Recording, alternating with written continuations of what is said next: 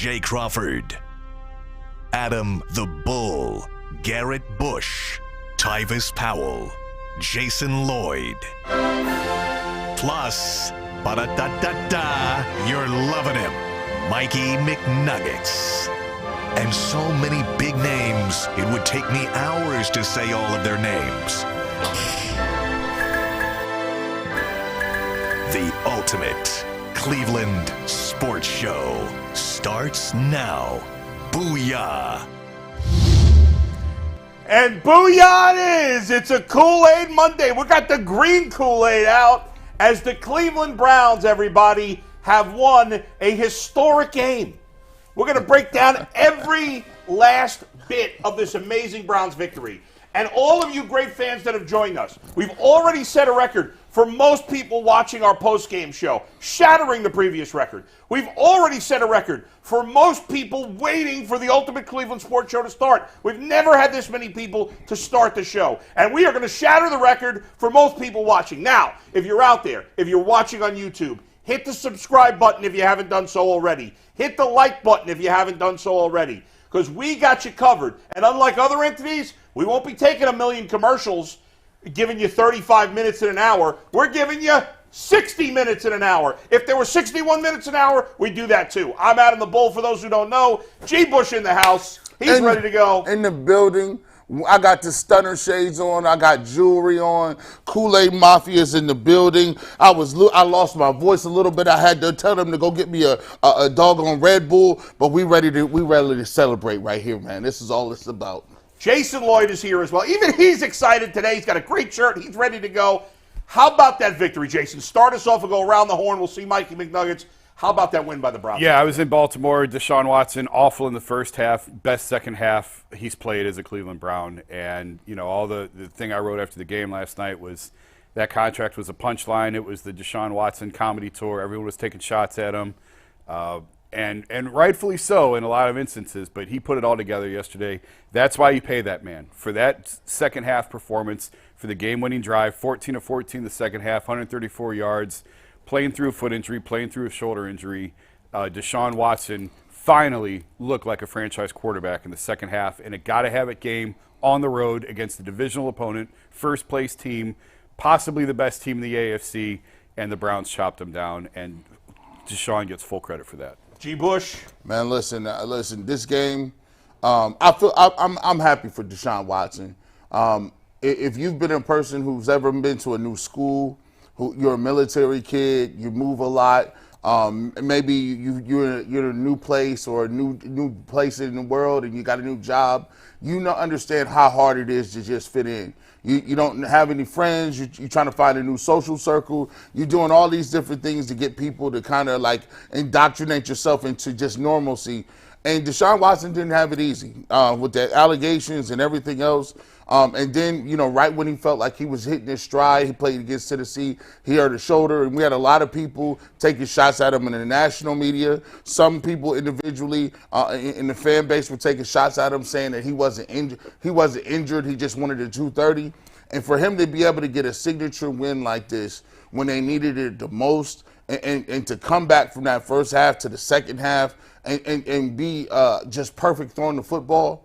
And it wasn't just perfect throwing the football. It was having to pick yourself back up, not worried about his ankle, not worried about the shoulder, and being able to get it done against Baltimore in that type of spot. That was huge for him, and I'm just happy for him and his family because they get something to celebrate. And there's a lot of people that are now looking at Deshaun Watson like, okay, that's what I see what the other people saw. We didn't get a chance to see what the Texans or maybe even Clemson fans saw. Guess what? Cleveland Browns fans got an opportunity to see that, and I'm happy for them and the fans. We're going to spend a lot more time on Deshaun Watson here in the first half hour of the show, but let me big picture what this win looked like, because if you think about this, you go into this game a touchdown underdog on the road against a team and a head coach in Harbaugh that has kicked your ass for years.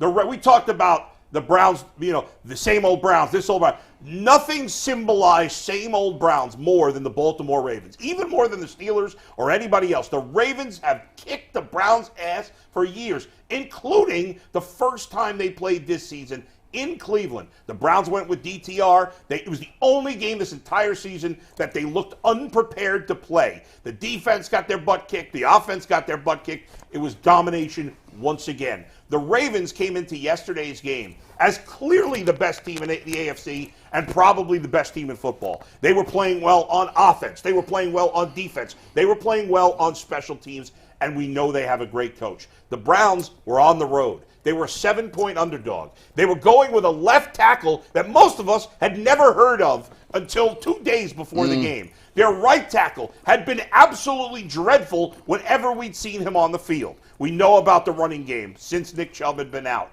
And despite all of that, the Browns, we all thought, had a chance to win this game. But the second the game starts, Deshaun Watson has a ball tipped. It's returned for a touchdown, 7-0. Before you could blink, the Ravens get a rookie running back whose name is now escaping me, but he doesn't matter because he plays for the Ravens. He took off down the sideline. Mitchell, he can fly. What's that? Mitchell, he can fly. Thank you. My God, did he show incredible speed. And it's 14-0. Less than 5 minutes into the game, everybody was losing their mind. You were one of those people. I was going crazy. G. Bush was losing his mind.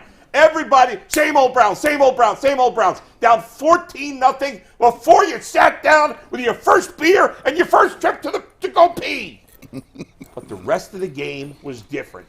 The Browns showed you that they are a different team this year. They never stopped fighting. They never stopped clawing. Even when Deshaun Watson was like 1 for 1,000 in the first half, when they were dropping balls, when they were making a million mistakes, they found their way steadily down the field. Jerome Ford looked great. We had all kind of given up on him last week. We gave up too soon. He played his best game by a mile. They fought. They clawed. And then when it looked like they were going to come back, it fell apart again when James Prochet fumbles the punt after he had impressed last week. But now they're down 14. They can't come back again. Yes, they can. They did. They scored 2 touchdowns. And they miss an extra point. Man. Once again, same old Browns. This is how they're going to lose. But no, the defense, after giving up 1 first down, stops the Ravens again. Lamar, who was really good in the first half for the most part, was lousy in the second half. They went away from their running game. The Browns stopped them. They get the ball back. They drive down the field. Okay, but they're going to miss the field goal, right? The Browns always miss the field goal. No, he makes the field goal. The Browns are going to win, but wait! There's a penalty flag. This is how it happens. This is how Browns fans are crushed yet again. The penalty is going to be against the Browns. They're going to lose the game. No, it's against the Ravens. It's wiped off. That's it. Browns win. What a win. Mikey McNuggets, I need to breathe for a second, so you take it from here. Before I do an ad read, I want to add on to one thing, and I said this in the postgame show last night. I want to reiterate this morning. There is no better position to be in sports than a football team with a franchise quarterback. And before we anoint Deshaun Watson fully back, he has to do it more than just one game and lead more than one game-winning drive. But I woke to bed last night, and I woke up this morning knowing the Browns have a guy capable of doing what previous quarterbacks in that situation in Cleveland were unable of doing. Taking a circumstance that was far from ideal. You're down 2 tackles. You're down Nick Chubb. 2 of your top 4 receivers are out. You're on the road in Baltimore. You're playing against arguably the best team in football. Your kicker had just missed an extra point.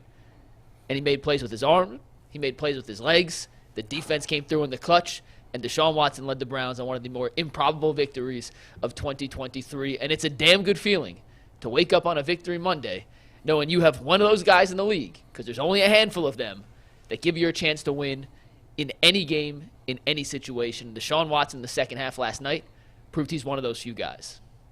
Yeah, there's no doubt about it. He's got to show more consistently across games. He's got to show more consistency across the season. But in that second half, he looked like the guy, as you guys have said, they've paid for. Go ahead, Mike. Give us a read.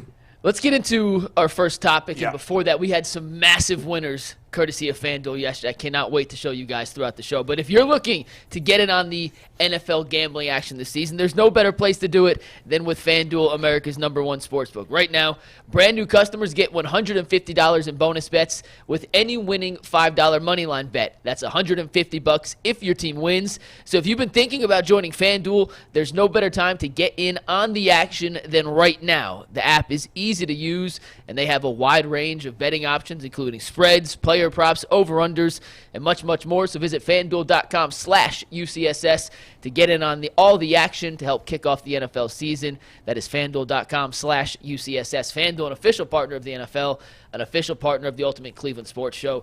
And check out this winner yesterday from our guy, John Byerly. He turned $5 into $860 with a massive same-game parlay. He had Deshaun Watson over 200 passing yards, Lamar Jackson over 200 passing yards, Amari Cooper over 40 receiving yards, Njoku over 25 receiving yards, Mark Andrews over 40 receiving yards, Kareem Hunt anytime touchdown, and Keaton Mitchell anytime touchdown. It all hit, and our guy John Byerly turned $5 into $861. So shout out to John for cashing out big on FanDuel yesterday. Great. And I believe the Browns have opened as a 3.5-point favorite over Pittsburgh at home and FanDuel. Is that correct, Mike? Do you have it in front of you? 3.5, yes. I believe it's 3.5. Obviously, we'll spend a lot of time on that, especially with the Bengals and Ravens playing on Thursday. Big week in the AFC North. That week. Yeah. This is that week. In a perfect world, if you're a Browns fan, you want the Browns to beat the Steelers, you want the Bengals to beat the Ravens. If that happens, which is definitely not unrealistic, right. If that happens, the Browns will be in first place at 7-3, right? Yeah. Crazy. The Ravens would be 7-4. Right? Do I have that right? Yeah, the Ravens are 7-3 right now. The Browns are 6-3. Yes. Ravens would be 7-4. Steelers would be 6-4. And the Bengals would be 6-4. So the entire division would be within a game if that happens, and the Browns would be in first place, which is nuts. So we'll see. We'll get to that later in the week. But now going back to yesterday and starting with Deshaun Watson. Guys, there were a lot of moments in that first half where I'm sure you guys were too. We're like, what is he doing out here? What is happening? But the second half, it all turned around. We saw that against Arizona, but even more impressive this week against that great Baltimore defense with the deficit. There were so many big plays that the team made, but we'll talk about Deshaun Watson specifically. So many big plays he made. Not only the passing yards, 134 in the second half, which is really good, but that run late in the game where I think he got 16 yards on that run. It seemed like every time there was a penalty in the second half or a sack in the second half, he always found a way on the next play to make a play to stop them from being in third and long situations. Right on that point, biggest throw of the game, I thought, was 2nd and 19 to Amari Cooper. when he coming off the strip sack. That was it. We'll get to the sack and Wyatt Teller with the big fumble recovery that no one talks about. But on 2nd and 19, again, your back's up against it. It's not looking good. You don't want to be in third and long. And he delivered a strike to Amari Cooper. For what, 15, 16, I think it was, puts you in third and manageable. 17 yards down to 3rd and 2. Yeah. And gets you manageable. You're able to convert and you keep that drive going. That was a big-time throw. Man. I don't know if that's the best throw of the year, but under the circumstances, maybe it was. And Mike, just on our pre-show call, you had a stat that kind of surprised me a little bit about Deshaun in second halves. Deshaun is among qualified quarterbacks with a minimum of 100 passing attempts. So someone who has to have played at least a decent portion of the season. He is the single highest EPA of any quarterback in the second half this season, which is a far cry from where he ranks, and I'm still trying to find out the exact numbers. First half, he's probably go the through bottom. some qualifiers. But he's not very high in EPA in the first half. Second half, there has not been a quarterback in the NFL better in terms of EPA than Deshaun Watson this season. Our eyes tell us he's a better quarterback in the second half. We've how many times have we said that? The Arizona game, this game, even Tennessee game, he was better in the second half. But to hear that he's number one in EPA, expected points, I just forgot it. Expected points per play, basically. Are you adding points or are you subtracting points with your play? There have been games where the Browns were losing points every time the quarterback dropped back this year. So for him to be number one in that stat that's in advanced metrics. That's a really big deal. He's playing at an elite level in the second half. Yeah. If he can get the first half he's playing like crud. If he can just get to average in the first half, then we're really talking. I want to go back and look at his Houston numbers to see if he was always a second half quarterback. If this is the remnants of the shoulder where it just takes him a while to get warmed up and get heated up. Because, again, he's still not 100%, guys. He's not going to be. I was talking to him after the game about it a little bit at his locker. He's still not happy with his deep throws, where sort of the ball placement is on some of the throws. And they're tweaking some things with some inside leverage on some of the routes. And Kevin has him under center. He made it sound like he's going under center more yesterday than he had. The numbers didn't really back that out or bear that out. But it's clear that he's under center more than he was in Houston, and that's something from Kevin trying to get certain defensive looks from the opponents.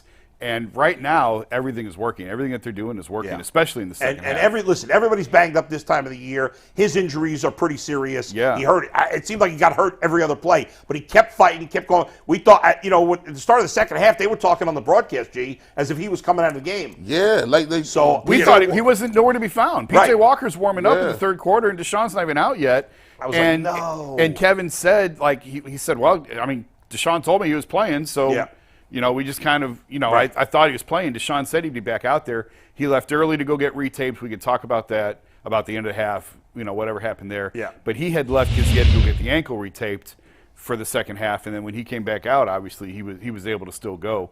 But it was for a couple minutes there was a question about whether or not he could continue. You know what I want to give credit. I know we're on Deshaun, man, but I'll give Kevin Stefanski a lot of credit. I'm going to give him a lot of credit because his team could have quit on him a lot of times during this game.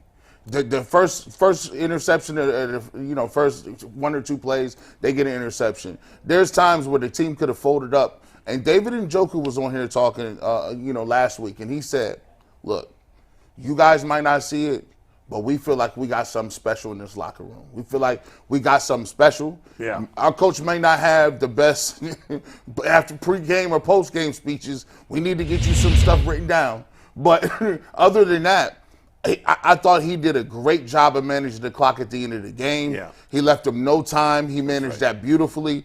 And whether you want to say it or not, those dudes play hard for him. No doubt. They play hard every game. We'll get more into Stefanski in a little bit. Mike, go ahead. So real quick, I was just doing some sorting, and I talked about Deshaun being the highest-rated quarterback in the fourth quarter. Yeah. In terms of second half or the fourth quarter? In the second half, excuse me. Okay. In terms of completion percentage over expected, Deshaun is the highest in the second half this season. P.J. Walker's dead last. So you talk about the two different ends of the spectrum. Yeah. P.J. Walker could not be lower on completion percentage over expected in the second half this season. Deshaun Watson could not be higher. So the Browns have had the highest and the lowest in the same season. Yeah, and the Browns are 4-1 in the games he's played. The whole game. They won the Colts game. He doesn't get any credit for that. But they're 4-1, so they've won 80. And listen, obviously, I think the win-loss stat is overblown in terms of judging quarterbacks. But people were critical of him for his record, and this year so far, his record's been really good. He's 4-1 in the games that he's started and finished. And he was tremendous in the second half. And once again, he showed us he's giving you hope that, now that he's practicing more, even though he's not 100%, he's played really well through these injuries, despite some flaws at times in the first half of these last two games where he hasn't looked good. But when it's mattered, when he's had to, he's been able to make a lot of big plays. And we're looking for more consistency as we go down the season. I'm hopeful that will happen as long as the injury doesn't get worse. But considering what he's playing through, and what did he hurt yesterday? His ankle? And then did he hurt his knee also? He was down on one knee on the left sideline. I don't know what exactly was that got him hurt. He left in a boot on his left foot. I don't know if he was in a boot after the game. But I don't know if it was ankle, foot. I don't know exactly what it is. You can, I guess, assume ankle, but I don't know that we necessarily know specifically what it is. Are we worried about his status for next week? He said no. He said no. He'll be fine. Just precaution. Yeah, I think it was a lot of times guys leaving boots is just to stabilize it so they don't roll it or whatever. Yeah. Listen, there's plenty of things you want to be critical about Deshaun Watson over the last few years. Fine, that are fair. Including former players, including one former Cleveland Brown, the people that talked about him not being tough, those people made fools of themselves. Listen, and I think we've seen it here. That's done. There's a lot of people, and I know sometimes, there's a group of Cleveland Browns fans out there that wanted this to be true. They wanted the narrative to be, he's not going to play. Look at him, he's not hurt just at the $230 million. Y'all can just shut up now. Y'all can just be cool. Like, you have to find something else, another hill to die on, because the dude showed what it was about. The dude showed it came back out. Y'all was hoping, and I'm sad to say this, you was hoping he did not come out. He didn't come out for the second half. You was hoping, look, it's P.J. Walker again. He left his guys out there. What about Joe Bitonio? He came back from knee surgery. There's guys out here playing injured. Where's your quarterback? Well, guess what? Not only did he do that, he not only did he do that, he came back and played well. And like Bull says, hey, if you're going to play, you playing. We can't give you excuses for that. That's right. Not only did he come back and play, he played lights out. He got it done. So the narrative about him just cashing checks is out of the window. Like, y'all can find something else in your little chat rooms to talk about. Y'all can, we've already got rid of the massage jokes. Now we're gonna get rid of this injury thing. And the crazy thing about it, Bull, is this. This is the scary thing for everybody else. What if he starts putting it together? What if the practices start hitting? What if he's like, oh, I'm really comfortable now? Yeah. Now you're peaking going into the last part of the season when everybody else is having attrition in their roster because they've been playing the whole season. He still has a lot of progression and a lot of work to go, but he can get better and keep getting better based on the amount of reps he needs. Because Jason said he needs practice. He needs some practice. He needs to play. Yeah. Right. Listen, if Deshaun Watson play becomes more consistent, there's no limit to how good the Browns can be. Oh, for sure. Right? Yeah. I mean, they've beaten Cincinnati, San Francisco, and Baltimore. What else do you want? And That's crazy. And this is an offense right now, as presently constructed, with an injured quarterback, with no tackles, with no run, with your starting running back out. You look at this and you say, well, that's a team that shouldn't be able to come back on teams. The worst thing you could do is fall behind early. Right. Well, they fell behind early to San Francisco and Baltimore, and they came back and beat both of them. So this team defies logic in so many ways, and you just have to respect the ability to compete and the physical nature with which they play. I'm sure we'll talk about it later, but I don't know what you would call that push, the whole entire offensive line getting in on it, and the Jerome Ford run at the end, man. That was a signature moment, and Kevin said it was his favorite play of the game. Oh, my wife came upstairs. She said you were screaming. I thought somebody died. I said no. She was visibly shaking. I was like, no. Look at this. I rewound. I said, look at this offensive line pushing everybody. Yeah. I was when Hudson threw his fist like that. Yeah. I grabbed a water bottle. I threw it somewhere. I almost broke something. Yeah. I was just fired up, bro. I couldn't. We ain't seen. Look at that. Look at him push these dudes up if out it of the way. plays long Look enough. at Elijah Moore's legs, by the way. And then what about the David Njoku play? We'll get to that too, when he dragged Geno Stone for like 15 yards. Real quick, can you show that one more time, Mikey? I want you to see how late Joe Bitonio comes into that. And watch Elijah Moore's legs, too. But watch Bitonio. He's like the last one in, and I'm going to tell you why in a second. So there it goes. Here comes Joel. Boom, boom. So we were talking. And it started moving again. We were talking to Joel about it after the game, and Joel said, when you're watching film, you can't be the guy that's not part of the pile. Right. So there's another angle of him where he's like, he sees it and then he starts sprinting. Because he's like, man, when you get in that film room, you don't want to be the guy standing there watching. You have to be part of that pile. And by the way, the play where Njoku dragged Stone, that was like, do you remember? He should have charged him cab fare. Dude, do you remember this play? I mean, this was incredible. All right, starts 11 yards. 11 yards. This is sponsored by He dragged him Lyft. 11. That was sponsored by Njoku Strong, by the way. Dude, that reminded me a little bit of the Blind Side movie. Right. Remember when he picks up the kid that's being calling him names, and he throws him over the fence? 11 yards. I mean, that's crazy. Took that man's soul. I still don't even see who it was. That's humiliating. Yes. That is humiliating. And that game, think about it. And that's the Ravens. It's 30. Ravens. It's 31-17 at that point. Ravens thought the game was over at halftime. They thought it was done. They thought it was over. So did we. And then especially after Prochet fumbles. But we'll get, all right, we're going all over the place. Let's get to Kevin Stefanski. Well, hold on. Let me ask you guys one more question about Deshaun Watson before we move on. This has been a long time coming for Deshaun. Been some trials and tribulations, plenty of ups and downs in Cleveland. But to do what he did yesterday, to lead the Browns on a game-winning drive in the fashion he did, there was the fumble he comes back from. There was the false start. 2 times in that drive, they were in negative down and distance positions. How badly did Deshaun need that for himself? I would, listen, I don't know him personally. You've talked to him a little bit. I would think, guys, that this was huge for his confidence because we've talked about this. The one thing I think we all kind of ignored when Deshaun Watson came here after sitting a year and then getting suspended and everybody hating on him, fair or foul, everybody hating on him, was the mental side of this. And there were times last year, certainly, and even early this year, where you're like, has this guy lost his edge? Has he lost his mojo? Has he lost his confidence? I think that's going away, and I think it was huge, guys. I think it can't be overstated enough that when you are a top-notch player you lean on the fact that, and I always go back to LeBron, how he talks about it. It's nauseating to other people who haven't been there, but when he talks about his experiences and I've been here before, I understand this is playoff mode. Guys, on the road, I like to get my guys involved a little bit more, you know what I'm saying?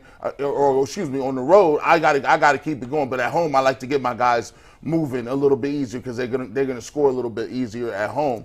And for Deshaun Watson, he hadn't put together a body of work where he could go back and remember that he was that guy. It had been so long, and so when you get a victory like this and playing against another quarterback on the other end of the field, Lamar Jackson, who people are saying is playing like an MVP, these guys are he's gonna remember this. And the scary thing about it is, it's just like Steph Curry, man.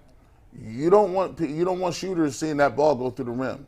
And right now, for a lot of people, I believe that this is going to open the floodgates for Deshaun Watson, because I think he's going to start playing with more confidence the more he sees it. And next week, I think he's going to play lights out when it comes to even his first half. I think this whole game against the Steelers, he understands the climate and he's going to play lights out. I don't know him well. I know him a little bit. Just trying to get to know him a little bit, talking to him at his locker here and there, and a couple of days of practice at post game. So I'm by no means a Deshaun Watson expert. I don't know him that well. And I don't know if he would ever admit this, but yeah, I think he needed this. I think he needed this for himself, for his confidence, to know that he could still do this. Because just when he was starting to put it together against Tennessee, that's when the shoulder came in. So now, it's 2 steps forward and 3 steps back. And to have the half that he did in that stadium against that opponent with everything at stake, divisional, all that, there's another part of this, and you guys kind of touched on it.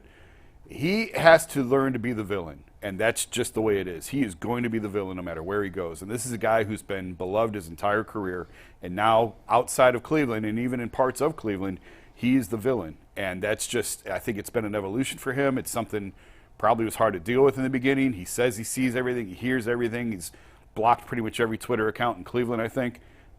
But it's just the reality of where he's at right now. And so it's so much more than just football. There's so many layers to this that we're talking about. There's the injury, there's the confidence trying to get back, there's the mental side of it, the emotional side of it. So there's just a lot going on right now. But if he can take that second half and he can play better than that.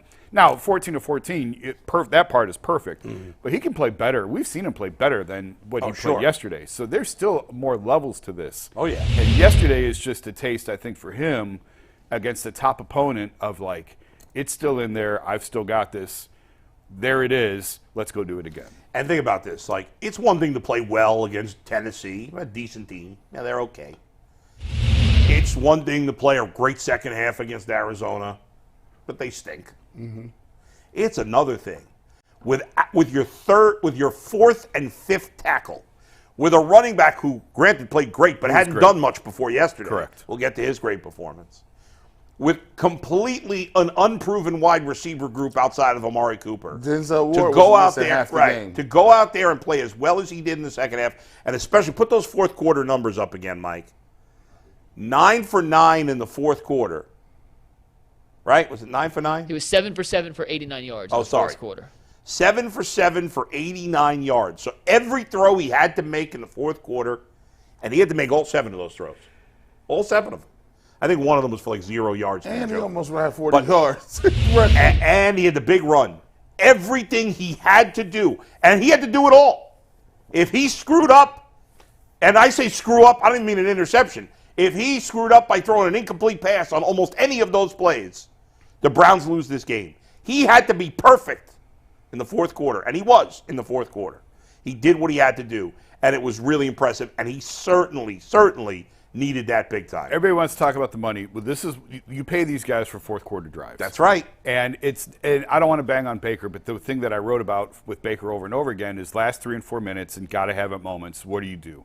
Yeah. And he turned the ball over and couldn't get it done. Deshaun, and that got to have it moment yesterday, that's why you pay him that money, is because of that drive, that game-winning drive at the end of the game, and we talked about it, the 2nd and 19 throw to Amari Cooper. Those are big-time throws. Those are big-boy throws that franchise quarterbacks make, and that's why you pay him that money, is to come back on the road in that environment, in those instances, down double digits in the fourth quarter. We were talking a couple weeks ago about how the Browns couldn't come back in the fourth quarter and win. Right. Well, not only did they come back in the fourth quarter and win, they came back from 2 touchdowns down. in the fourth against quarter. the other team that was considered the best defensive football. And when you juxtapose the two, Deshaun Watson made all the plays. You go back on the other sideline, Lamar Jackson did not make those plays. Lamar did not play well in the terrible. second half. And I was talking to some people who, a couple of the writers who covered Baltimore, and they're like, man, this team's over at skis a little bit. Like, they got to come back to earth. And Lamar had like 10 fumbles, I think is what I was told. He fumbled. He had more fumbles than touchdowns this year. Yeah. So there were some chinks in the armor if you watch them every game, if you watch them closely. So and under pressure yesterday, I didn't think Lamar played well at all yesterday. No, and despite, I know, who the hell knows, but despite the Bengals' rough loss to Houston, I do think the Bengals are going to beat Baltimore this week. I know it's on the road. And I'll tell you what. The Bengals had a stumble, but I think they're going to beat Baltimore, which is going to leave the Browns with the ability to jump in the first place with a win. The Bengals' advantage in that game is Baltimore is beat up. They could be without Ronnie Stanley, their tackle now, Right. and that was a physical. Marlon Humphrey. The Browns kicked their ass, and they got to play Thursday time. night. Oh. So you got to come back on short rest in 4 days. And I know Cincinnati just played, but I didn't see it, but I can't believe that Cincinnati game was as physical as that Cleveland-Baltimore game. No. And those Baltimore boys are limping today. We saw the resurgence of road grader Wyatt Teller in this game. Road grader Wyatt Teller was back. I don't know the offensive line how did a good job considering. he was dominant. You know what? Mike, I'll say We'll get to the offensive. We'll get to the offensive line. He Mike, was let's get to dominant. I got ADD and you ain't helping, G. let's get You keep showing me shiny objects, man. We're going to get to everything, I promise. We're going to talk Stefanski, the let's get defense, to Jerome Stefanski Ford, now. and Joker. We're going to get to you're it. 100% Before right. we do that, and we are going to give Wyatt Teller and the offensive line some love too. But this next segment for Kevin Stefanski is brought to us by Jace Medical. Everyone should be empowered to care for themselves and their loved ones during the unexpected. That's why the Jace case is there to help you out. The Jace case provides 5 life-saving antibiotics for emergency use, giving you peace of mind so you're not alone in an emergency. Jace Medical makes sure you have the medication in hand, and it's simple to handle everything from the online evaluation to licensed pharmacy medication delivery and ongoing consultation and care so you don't get caught unprepared. You can get $20 off these life-saving antibiotics today from Jace Medical by using promo code Locked On at checkout at jasemedical.com. That is JASE medical.com. Guys, Kevin Stefanski, big time performance. Let me say this, guys. When the season started, everybody knew Kevin Stefanski was on the hot seat, right? He if you looked at any odds of first coach to get fired, he was near the top. Mm-hmm. Now, if the season ended today, he wouldn't win Coach of the Year, but he'd be in the conversation. He'd be top 5. I mean, I think right now I have to give it to probably DeMeco Ryans. With Houston, Dan Campbell's going to get votes. DeMeco Ryan's done a Mike magnificent McDaniel. job. Tomlin's in the discussion too, honestly. Tomlin? Kenny Pickett, they've been outgained in every game. Yeah. But Kevin's Stefanski's in that conversation. conversation. Yes. He's not in the other, despite the fact that every time the Browns offense doesn't play well for a minute, everybody goes nuts. So, G, you're one of those people that goes nuts for every time he doesn't play well, every time the offense doesn't play well. Yeah. So, go ahead. Give us your thoughts on Stefanski. I thought Stefanski. Well, first of all, at the end of the half, I was going crazy. I'm like, bro, what are we doing here?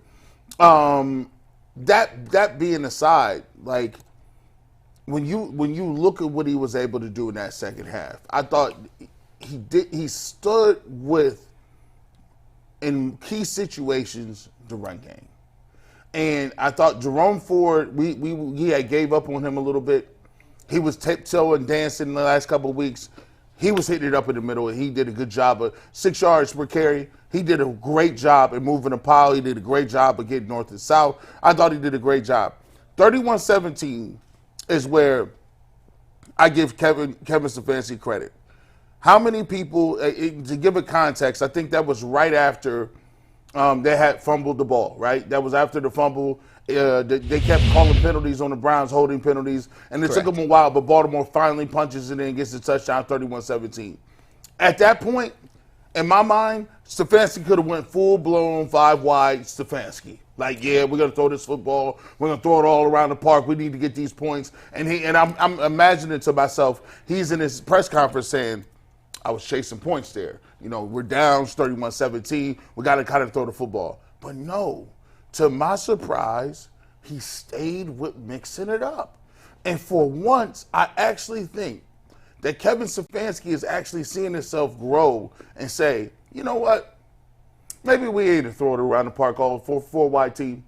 You know what? Maybe what we do is what best is mix it up. And Jerome Ford is having a good day. Let's see if we can go to Njoku. Let's see if we can dump it down. And by the way, he did another great job at the beginning of the year. We talking about those check down routes, right? The check and go routes where David Njoku was chipping and then getting in the flats. They're now taking those yards. And then Njoku's getting those yards and he's giving you yards after catch. So I thought he did a good job of staying to who he was. And even when he could have got pass happy, he stayed true to the run game. He threw those in. He worked in the pass.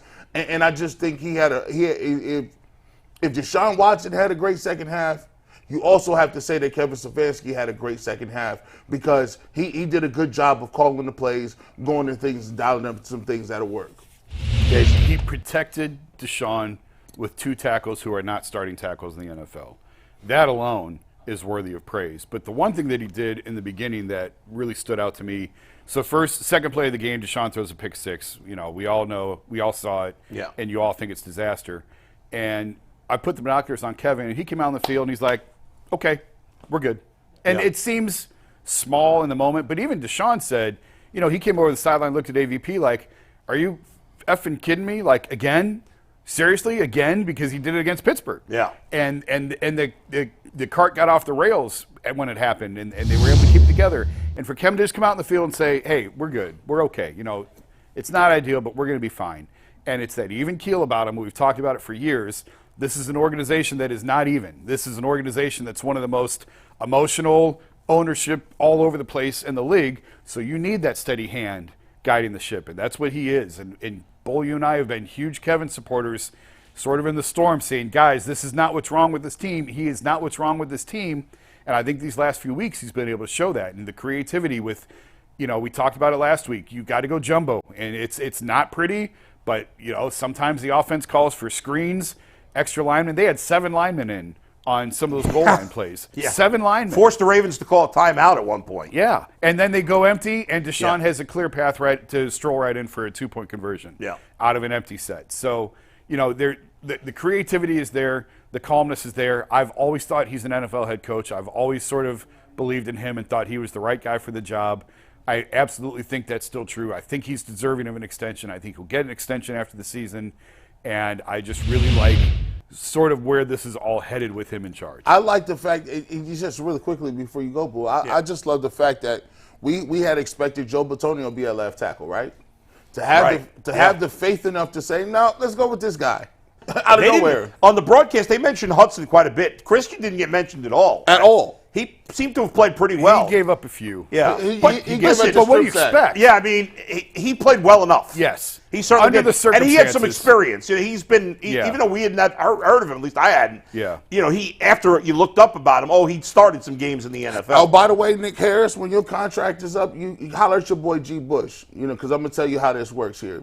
See, now, even you're doing you a favor because now when you go to the table, you're going to say, how many snaps did I have at fullback and tight end? That's right. I'm a fullback, too. I'm a fullback right now. And guess what? Because they could have put Nick Harris at guard and switched to Bitonio, but he's doing such a great job at fullback, and he's such a big part of their pool game and leveraging and chipping. They got him. They kept him at fullback. And by the way, since we're talking about it, Kevin said he knew Monday or Tuesday he was starting Christian at left tackle. So they just did a nice job of keeping it in house. They did. But it was, and I think I texted you guys. I told you Christian's lining up on whatever day I was out there. Thursday I was out there at practice. So they knew early in the week this is how they were going to line up and they were going to do it. It really wasn't, I don't think, much of an internal debate of moving Joel and everything else. Right. We had that conversation, but I think they knew all week what they were going to do. Go ahead, Mike, because I want to jump into this, but I know you I just want to say, G, real quick, if you're negotiating Nick Harris's contract, that's the wrong way to go because only one fullback gets paid in the NFL right now. So you're going to tell him to negotiate for a position that's dead. He's actually going to get paid more. Slash tight end. Slash a hybrid, the H-back. I love that. And, Bo, before you go, I just want to show this one block because Christian deserves a ton of credit. James Hudson also – I thought played it wasn't great, but played an admirable job filling in. And then there was this whole play, and I loved him flexing over after Teller comes and pancakes Owafe, or Owafe, however you pronounce his name. It was a physical game, and the Browns were the physical initiator. Yeah. And that's something I don't think we've seen from a lot of Kevin Stefanski in the past. And by the way, before I give you my thoughts on Kevin Stefanski, let me just say that we've talked about the records we've broken. If you're watching the show right now, stick with us. We are this close to going over 5,000 people watching at one time. We've had thousands and thousands of people watch us over 24 hours. We've never had 5,000 people watching at once on this show. And we are just about 200 away from that. So tell your friend, your cousin, your uncle. Hit that like button. Your neighbor. Hit that like button. We're almost halfway to our goal already, and we're less than 40 minutes into the show. Hit the subscribe button if you haven't done so already. You know why you should subscribe? Because the Browns are going to be good for a number of years, and because they have a very good coach. And for the doubters out there, this is why I believe, because Kevin Stefanski showed you once again what he is able to overcome. They have overhauled the offense, right? They're playing completely differently. From the second the season started, you had Jack Conklin get hurt. You had Nick Chubb get hurt. You had Deshaun Watson get hurt. He's still not 100%. Then you have Jed Wills get hurt. Then you have your backup right tackle, who you didn't even know if he could play before the season started. He's played really well, and now you have him get hurt. Mm-hmm. You had guys that you thought could be a bigger impact than Elijah Moore, guys like that. You traded Donovan Peoples-Jones. And yet, you're finding ways every week, differently every week, different teams. You've beaten the three best teams you've played. The Niners, the Ravens, the Bengals. You're 3-1. 3-1 against the three best teams on your schedule right now. Now, you got to beat the Steelers because you lost to them, and they're the fourth best team on your schedule. You look at the rest of the schedule, you got 8 games left, 4 against really bad teams. The other 4, Cincinnati, Pittsburgh, Jacksonville, Houston, certainly much better than we thought they'd be. Houston is coming out of nowhere. And that game will be tough. But think about this. The Browns are going to be favored in at least 6 of their final 8 games. They'll be favored in all 4 of those games. As of today, they'd be favored in all 4 of these games. The only games they will be an underdog in, as of today, they'd be a slight dog in Cincinnati. Maybe they'd be a dog against the Texans, maybe by a point. I think they might be a pick-em. Yeah, pick-em or maybe half. The biggest dog right now, if you made the spreads for the Browns games the rest of the season, they're probably a 3-point dog at Cincinnati. And that game, it probably will come down to, well, we'll see. We'll see what happens. That's it. The Browns will be favored in at least 6, maybe 7 as of today. So they're in good shape. And part of that is their coach. Kevin Stefanski is a very, very good coach. Did any of us like the way he handled the end of the first half? Of course not. There were some mistakes made there. And Jason and I were talking about this before the show. If you watch every coach in the NFL, and that includes Belichick, it includes Reed, any of them, and I'm not saying he's Belichick or Reed. I'm saying even though he's not those guys, he's as good as most of the others, if not better, and probably better than many of the others. If you watch every single play of the Patriots, the Chiefs, the Bengals, trust me, you'll find a couple of plays here and there, and in a lot of coaches, like the Chargers and some of these other yo-yos, you'll find a lot more. There's always going to be 1 or 2 plays where you're like, what are you doing, coach? Yeah. It's always going to happen. But consistently, especially this year, when his offense has been destroyed by injuries, he has found a way to lead the team. They've played their ass off, and outside of the first Raven game, I didn't think they came to play. There was a lot going on. There was a lot going on. Outside of that game, they've come to play every week, and they have been. This is the most physical Browns team I can remember in decades. And real quick, let's cover the end of the half, because I think that there is an explanation behind it. I didn't like the play call when he threw it. I thought you should run it there. What were the kind of 59, 60-yard field goal, I think? 60, yeah. Just run it. You have a timeout. Run it, pick up 3 or 4 yards. And give him a shot. Make it a little bit more manageable. When they decide to throw it and it's incomplete, the reason he called timeout and switched it, he didn't really say this, but he kind of said it. The Ravens set up for a return because with the kick that long, you assume if there's any chance of it falling short, you can catch a return. Remember the Auburn-Alabama game from a few years ago. And when you were in that position, you got a lot of big fat guys on the field, and they're not that fast. So it's actually easier to return a kick that long. So I think when he saw them setting up for a return, he said, you know what, we're not going to take that chance. Not to mention, I think there's 7 seconds left still. Another reason to run it, because you could run it down. Kick the field goal. Well, you could run it down to 2 or 3 seconds and make sure that's the last play. But with 7, if Baltimore blocks it, you give Justin Tucker a shot at some crazy one the other way. So for those reasons, I think he just changed his mind when he saw Baltimore line up or set up for a return. But if you run it there, whatever. But that's the type of nitpicking that you could do with every any team coach. In the league. And you're right. He calculated that the odds of what could go wrong on a 60-yard field goal attempt it was a higher percentage than him making that kick. As good as he's been, a 60-yard field goal outdoors in Baltimore. And there wasn't a lot of wind, but because what did he make in Indy? He made like 58 or 59 in Indy, I think. Right, but that's an But indoors. that was indoors. Yeah, this is outdoors, not a lot of wind, but it's still outside. Yeah. So, and ultimately, I mean, if that's the thing you're going to gripe about, then you're a miserable person. You have no life. And so you're saying G's a miserable person? Yeah. He's not a miserable person. Yeah, You know what it is? He came around. G's coming around. We're like Novocaine. We're wearing him down. Sooner or later, we'll wear him down. Well, I think what it is listen, here's the thing. G is a diehard fan, so you're emotional in the moments. Right. Of course, Yes. in the moments, you're going crazy. The coach is an idiot. The referee's cheating. We all lose our minds in those moments. And when you used to play, like you be in the moment, from second to second. If I don't like, I used to go to the sideline and tell my offensive coordinator, I'm like, listen, man, we supposed to be running X, Y, and Z. We ran that in practice all week, coach. And like when you're a player and your coaches is going back and forth, that's why you get people getting arguments and be testy on the sidelines, because everybody is invested in winning and everybody thinks that they know what's best for winning. But yeah, I'm a diehard fan. Like, I mean, I got a bunch of Cleveland Browns rally flags in my house that I purchased that are just hundreds of thousands of dollars in my house. I cannot not be a fan for the Cleveland Browns. What are you talking about? How could you not? I mean, like, this is a happy moment. I honestly, even though the Bengals lost a heartbreaker, I was in a great mood yesterday because I was so excited that the Browns won.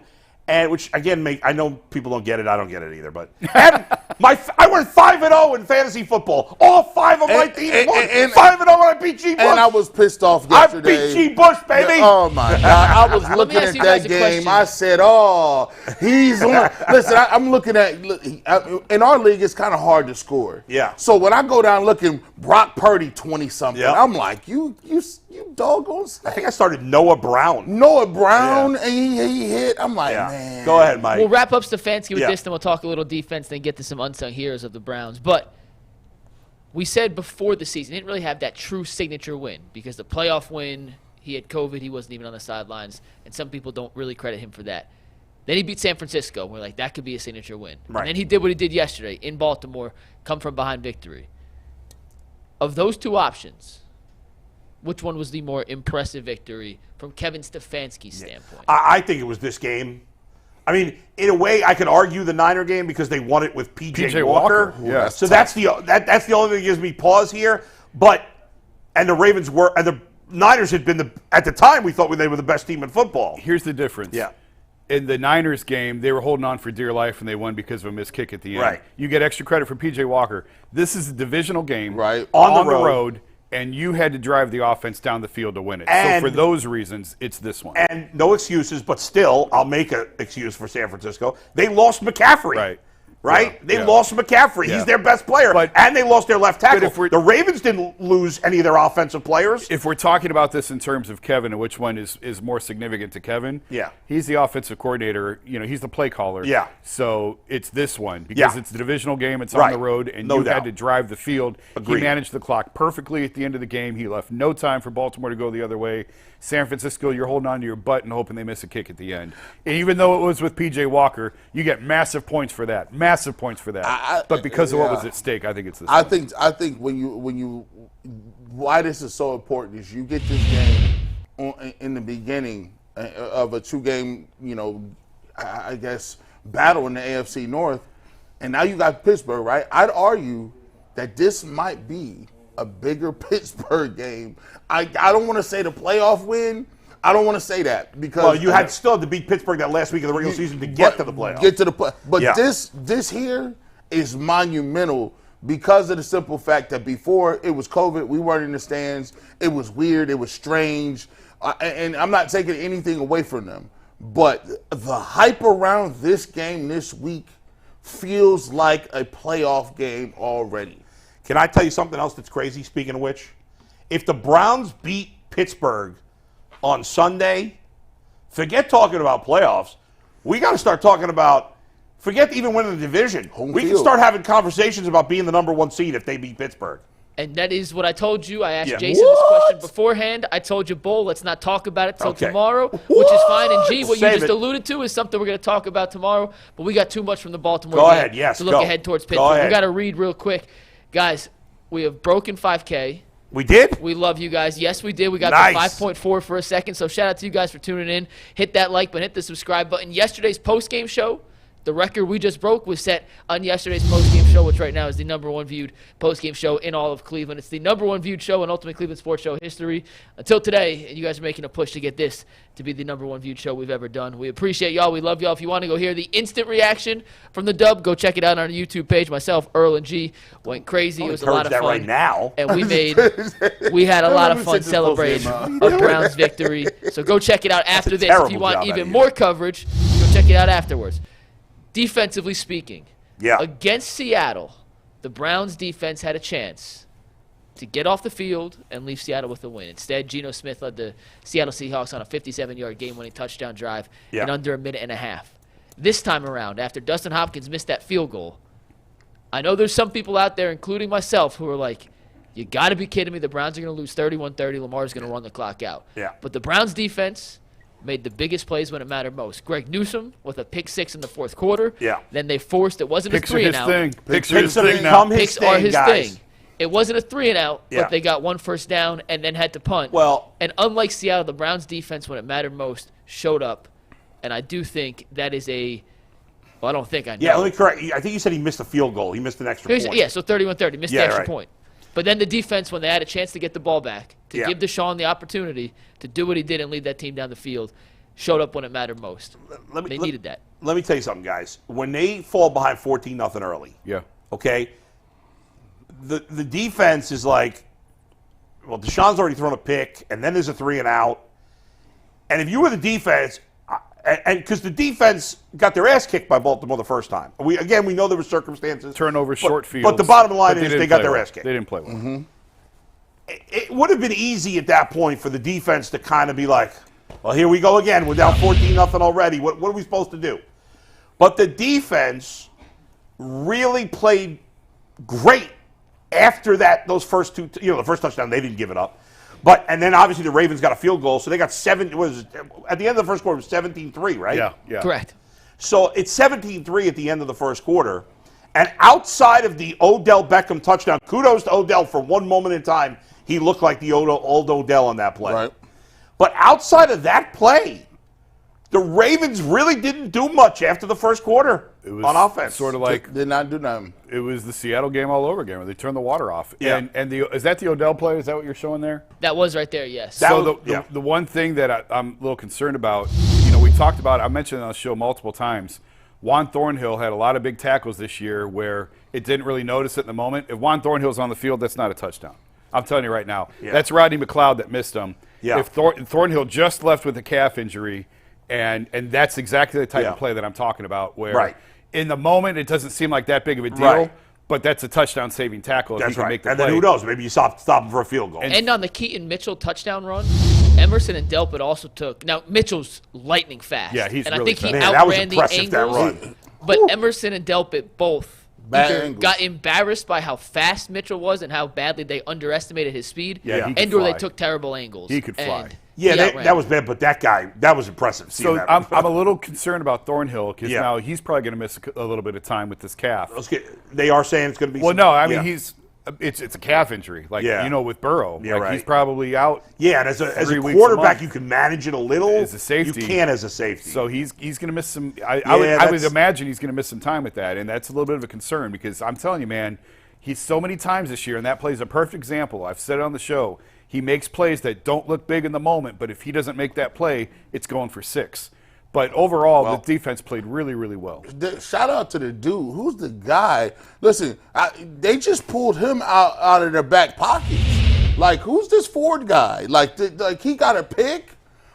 He gave up the Odell play, though. But he did get the pick. It was a terrible throw. Lamar threw a terrible ball. That was the horrible throw. I don't know Mike Ford. There. Mike Ford. Yeah. They signed him as a special teams ace from Atlanta, G. He was one of the guys when they hired Bubba Ventrone. I remember Bubba said, I remember "You're one of now. the best special teams gunners in football. I need you on my team, and he's a slot cornerback who plays in those kind of situations. I remember that. The good news is, in terms of Thornhill, and I don't know how long he's going to be out, the next 2 weeks, you're not exactly facing sterling passing games in Pittsburgh and Denver. Yeah, that helps. That helps. Now, both those teams have good receivers, but they don't, and Russell Wilson's playing a little better. I guess I shouldn't kill him, but they're not very good.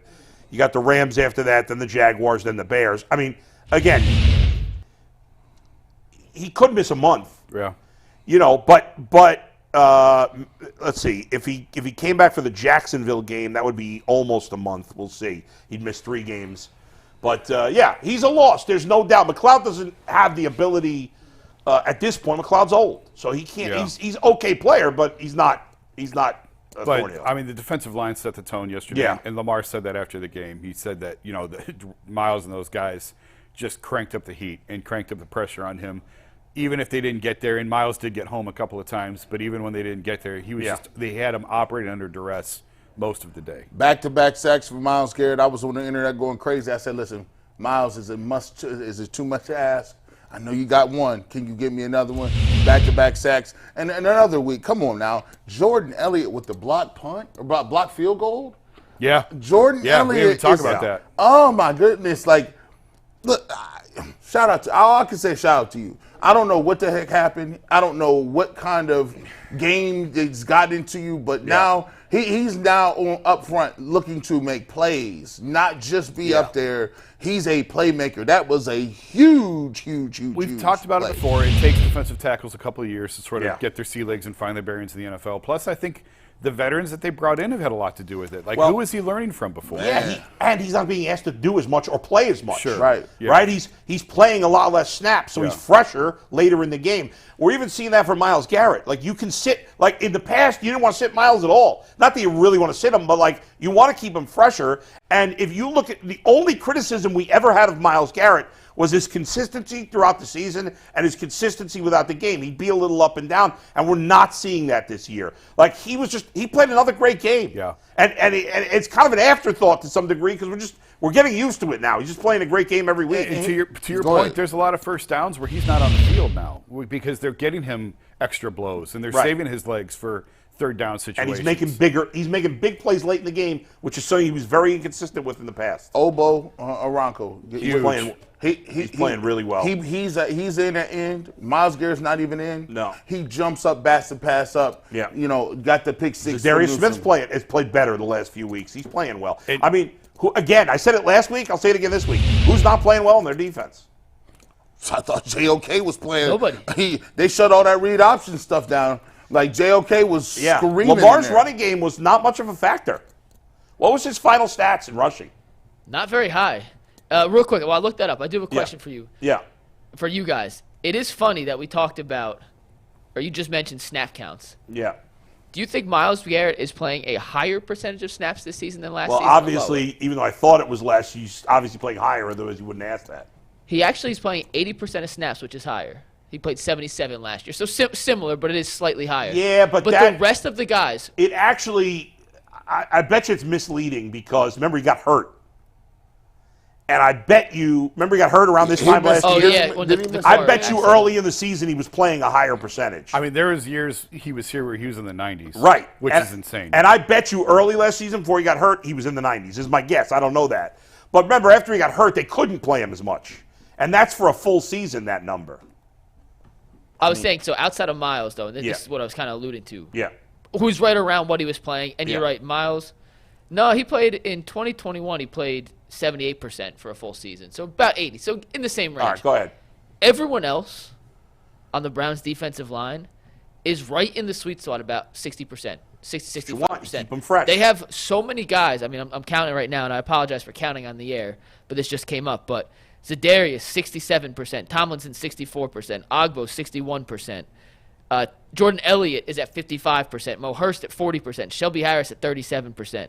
They have so many guys they rotate in and out. Right. That in the fourth quarter, and we mentioned this earlier, physicality on both sides of the line, especially in the trenches, they just look way fresher, and that's a testament to how Jim Schwartz runs his defense. And that's what Philly does. Philly just rolls guys in, rolls in new legs, every and especially a guy like Shelby Harris, who's made more of an impact the last few weeks. Like, he's an older player. Yeah.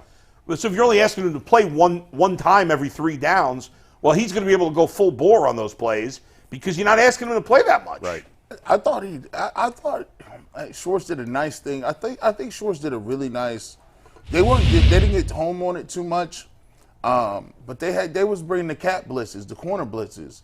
I thought they disguised it well. I thought Greg Newsome blitzed really well. He got a half a sack with Myles Garrett on that. Usually they use the mug technique and have Anthony Walker or maybe JOK at the line of scrimmage and making the linemen a little confused. But I thought he did a good job of bringing the corners this time. And then one of the most impressive stats that I saw was when they talked about Myles Garrett being one of the only few players to have 7 consecutive seasons with 10-plus sacks. And for you, all the other guys are the all-time legends. And you're There it looking is at right the there. numbers Reggie and the White, names on the John I side. got the list here. Reggie White, John Randall, DeMarcus Ware, Jared Allen, Bruce Smith, Lawrence Taylor. Is Aren't Jared they all Allen- Hall of Famers? I was going to say Jared Allen's the one I'm not sure of, but I think the rest of them But are the Hall rest of of them Famers. are Hall of He Fame. might be. And Jared Allen should be a Hall of Famer. He might be. I mean, just these don't are know off the top of all-time my head. guys. Yeah, these are. If you play defensive end growing up, 6 straight seasons, 10-plus sacks. First of all, you got to stay healthy. Right.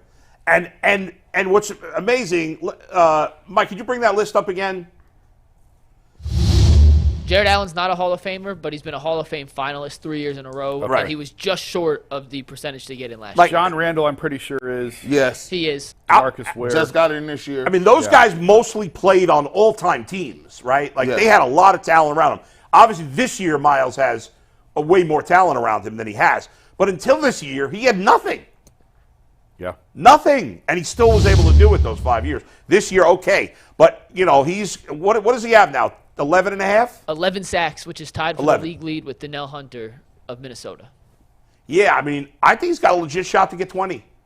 yeah. Yeah. I mean, how many more games they got left? We're past the halfway point technically. He's got He's got he's 9 on games pace left. for he has 8 games left. Sorry, 8 games. 8 games left. He has 11 in 9 games, which would mean in 8 games he should have like 9 or 10, About right? 9, yeah. He's right on pace for He's right on that pace for 20 20. range. What's their NFL record? 24. 22 and a half. He's got a shot. I mean, he's going to have like a 4-sack game in there Yeah. to have a well, shot. He's going to have one think game about where it. he goes nuts. The Bears, the Jets, those 2 games.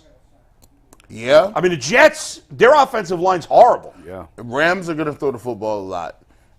Well, by the time they play the Rams, they'll probably have that good rookie running back they were using early in the year who got hurt. Kyron Williams. Yeah, Kyron Williams. They signed Carson Wentz, right?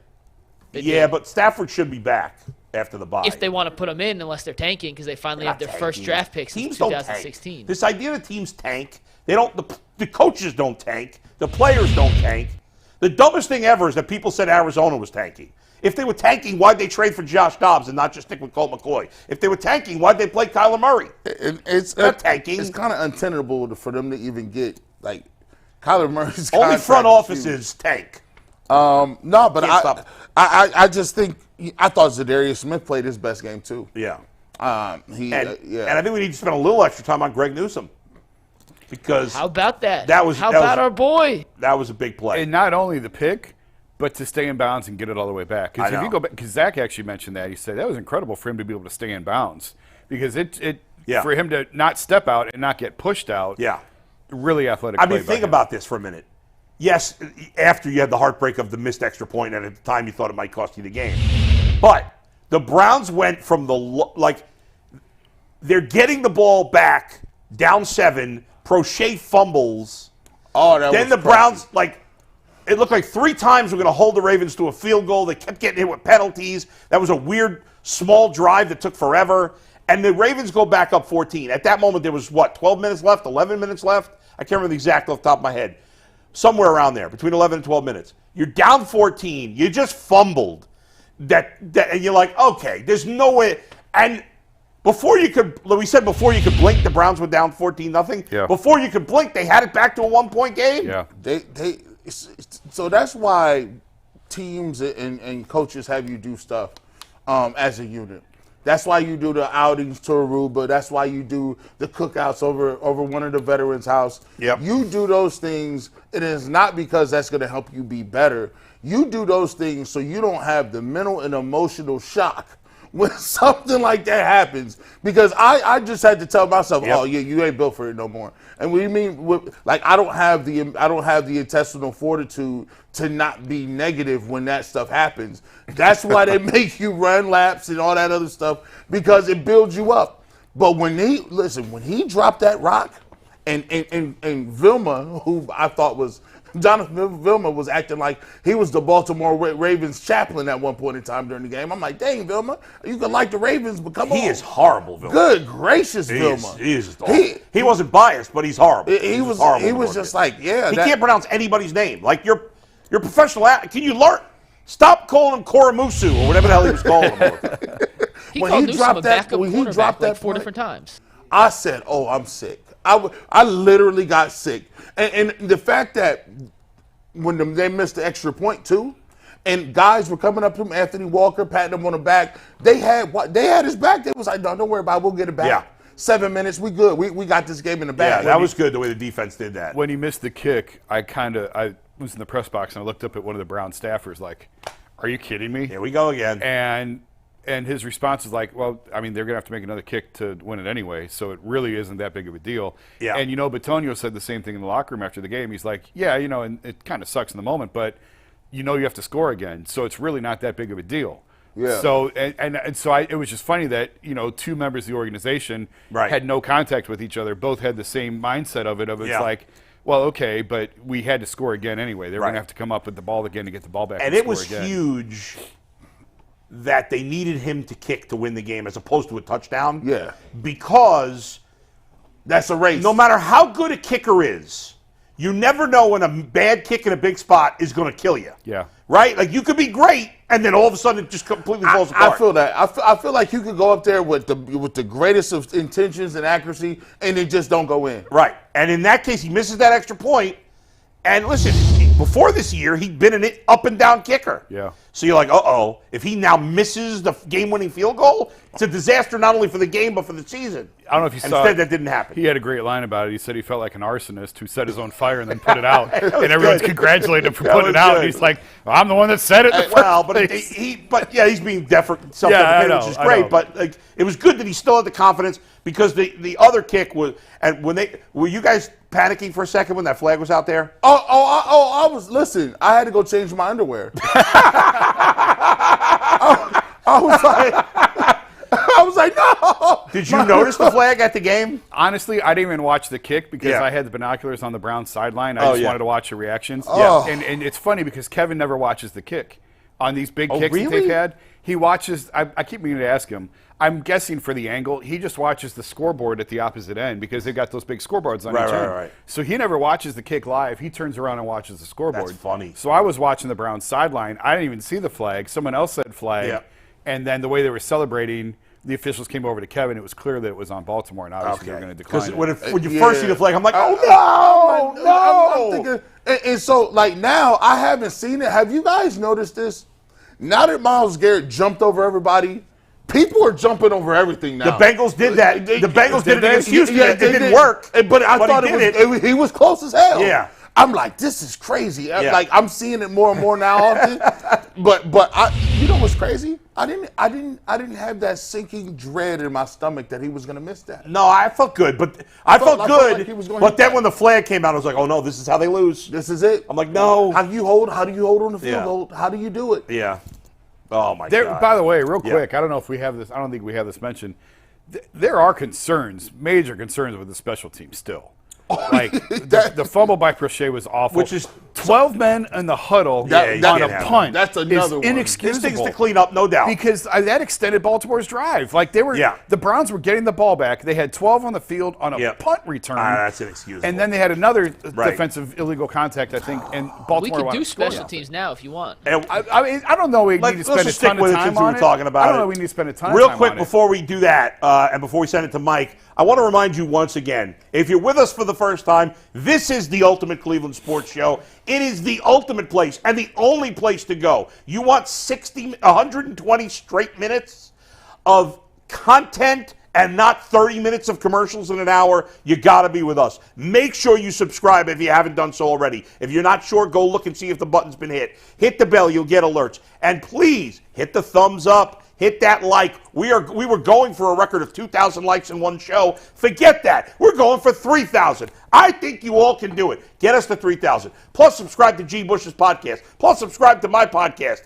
Let's do it. Let's do it all. We got you covered better than anybody else, and Behind the Glass podcast as well. But that's part of UCSS. Go, Mikey. Go. We'll talk special teams. We're just going to switch the order. We'll do Unsung Heroes after special teams. But today's special teams chat is brought to you guys by FanDuel. Score early this NFL season with FanDuel. It is America's #1 sportsbook. And right now, brand new customers get $150 in bonus bets with any winning $5 money line bet. That's $150 if your team wins. So if you're thinking about joining FanDuel, there's no better time than right now to get in on the action. And the app is easy to use with a wide range of betting options, including spreads, player props, over-unders, and much, much more. So visit FanDuel.com/UCSS to kick off the NFL season.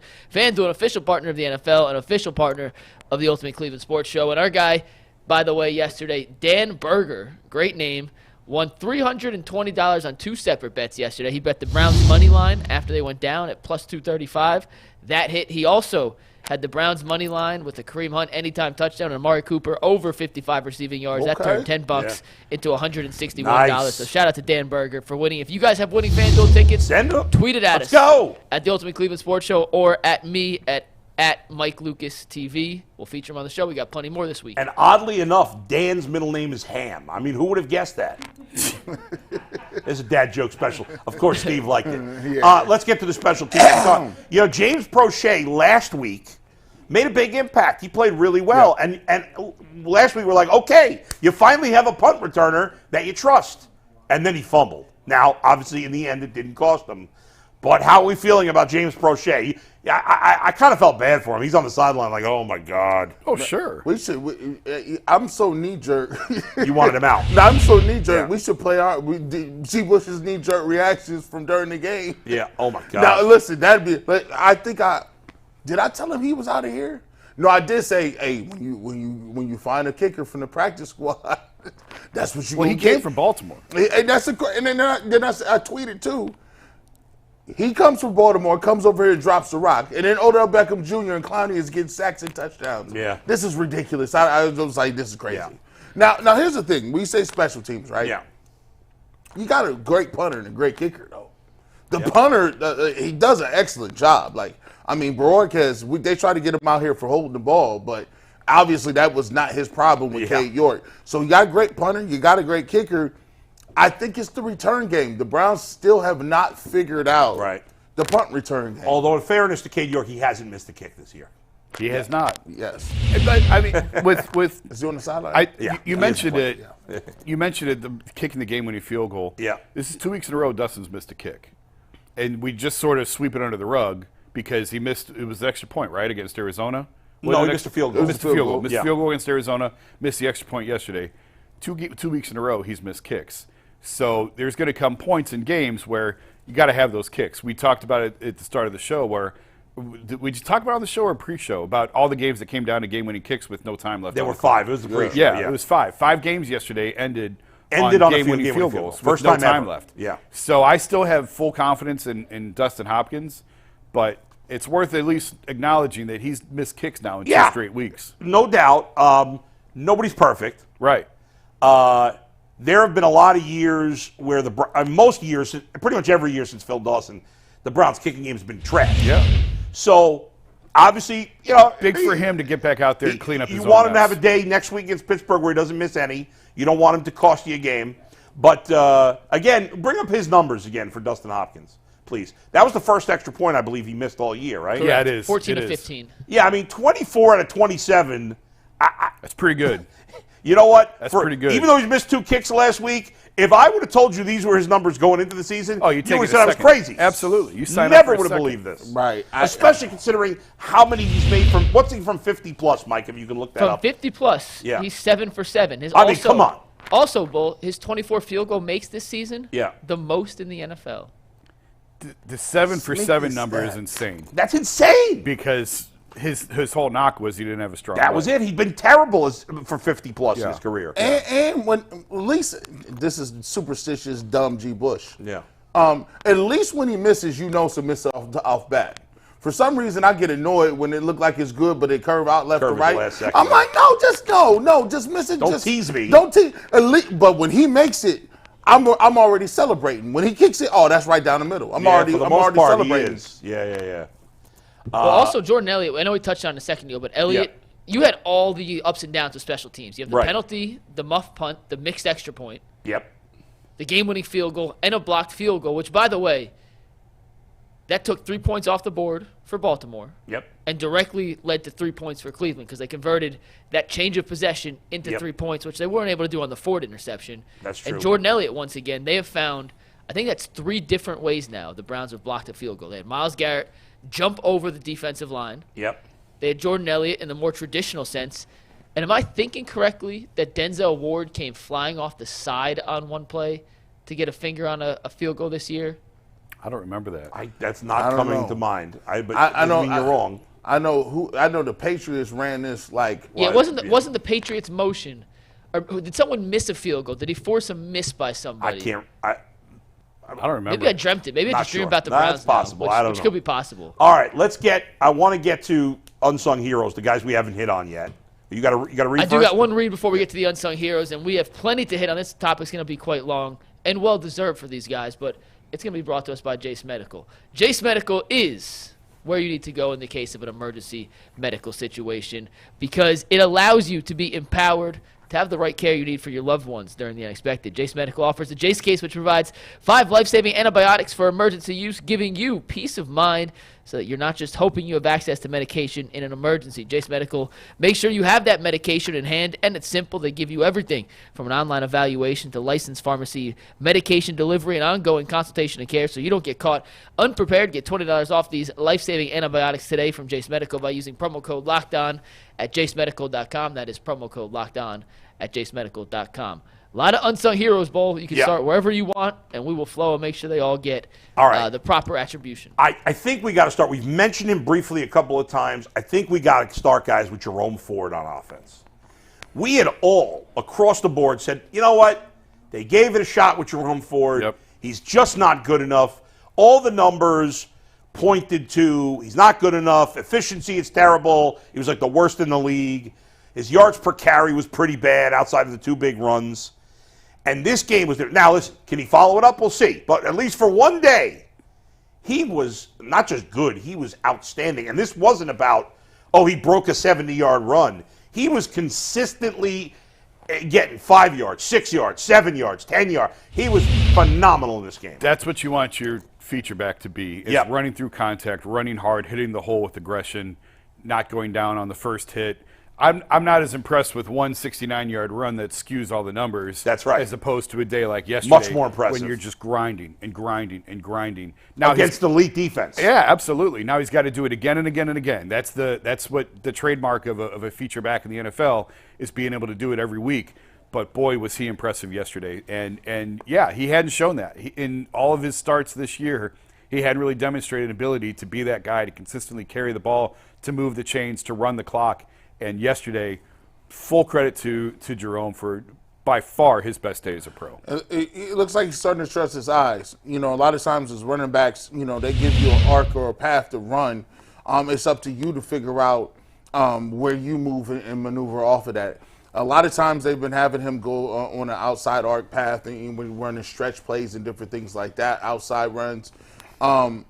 And he's been staying front side instead of getting downhill. I thought he did a much better job of that. Now he's starting to develop his vision a little bit more, where he realizes that, hey, listen, when you got an aggressive defense like Baltimore, they're going to be sideline to sideline downhill. But the thing that you can use to your advantage is now over pursuit. Now the cutback is available. Now you can start to set up your blocks a little better. I thought Jerome Ford, he played really well last game. And then, in tandem, I really thought that the run game was solidified inside. I thought the 2 guards in the center did a really good job of just being that run game was a la a Nick Chubb type game in 2020. And I believe that's when they were their best at being bullies. Yeah. I thought they were bullies. I thought they were more physical.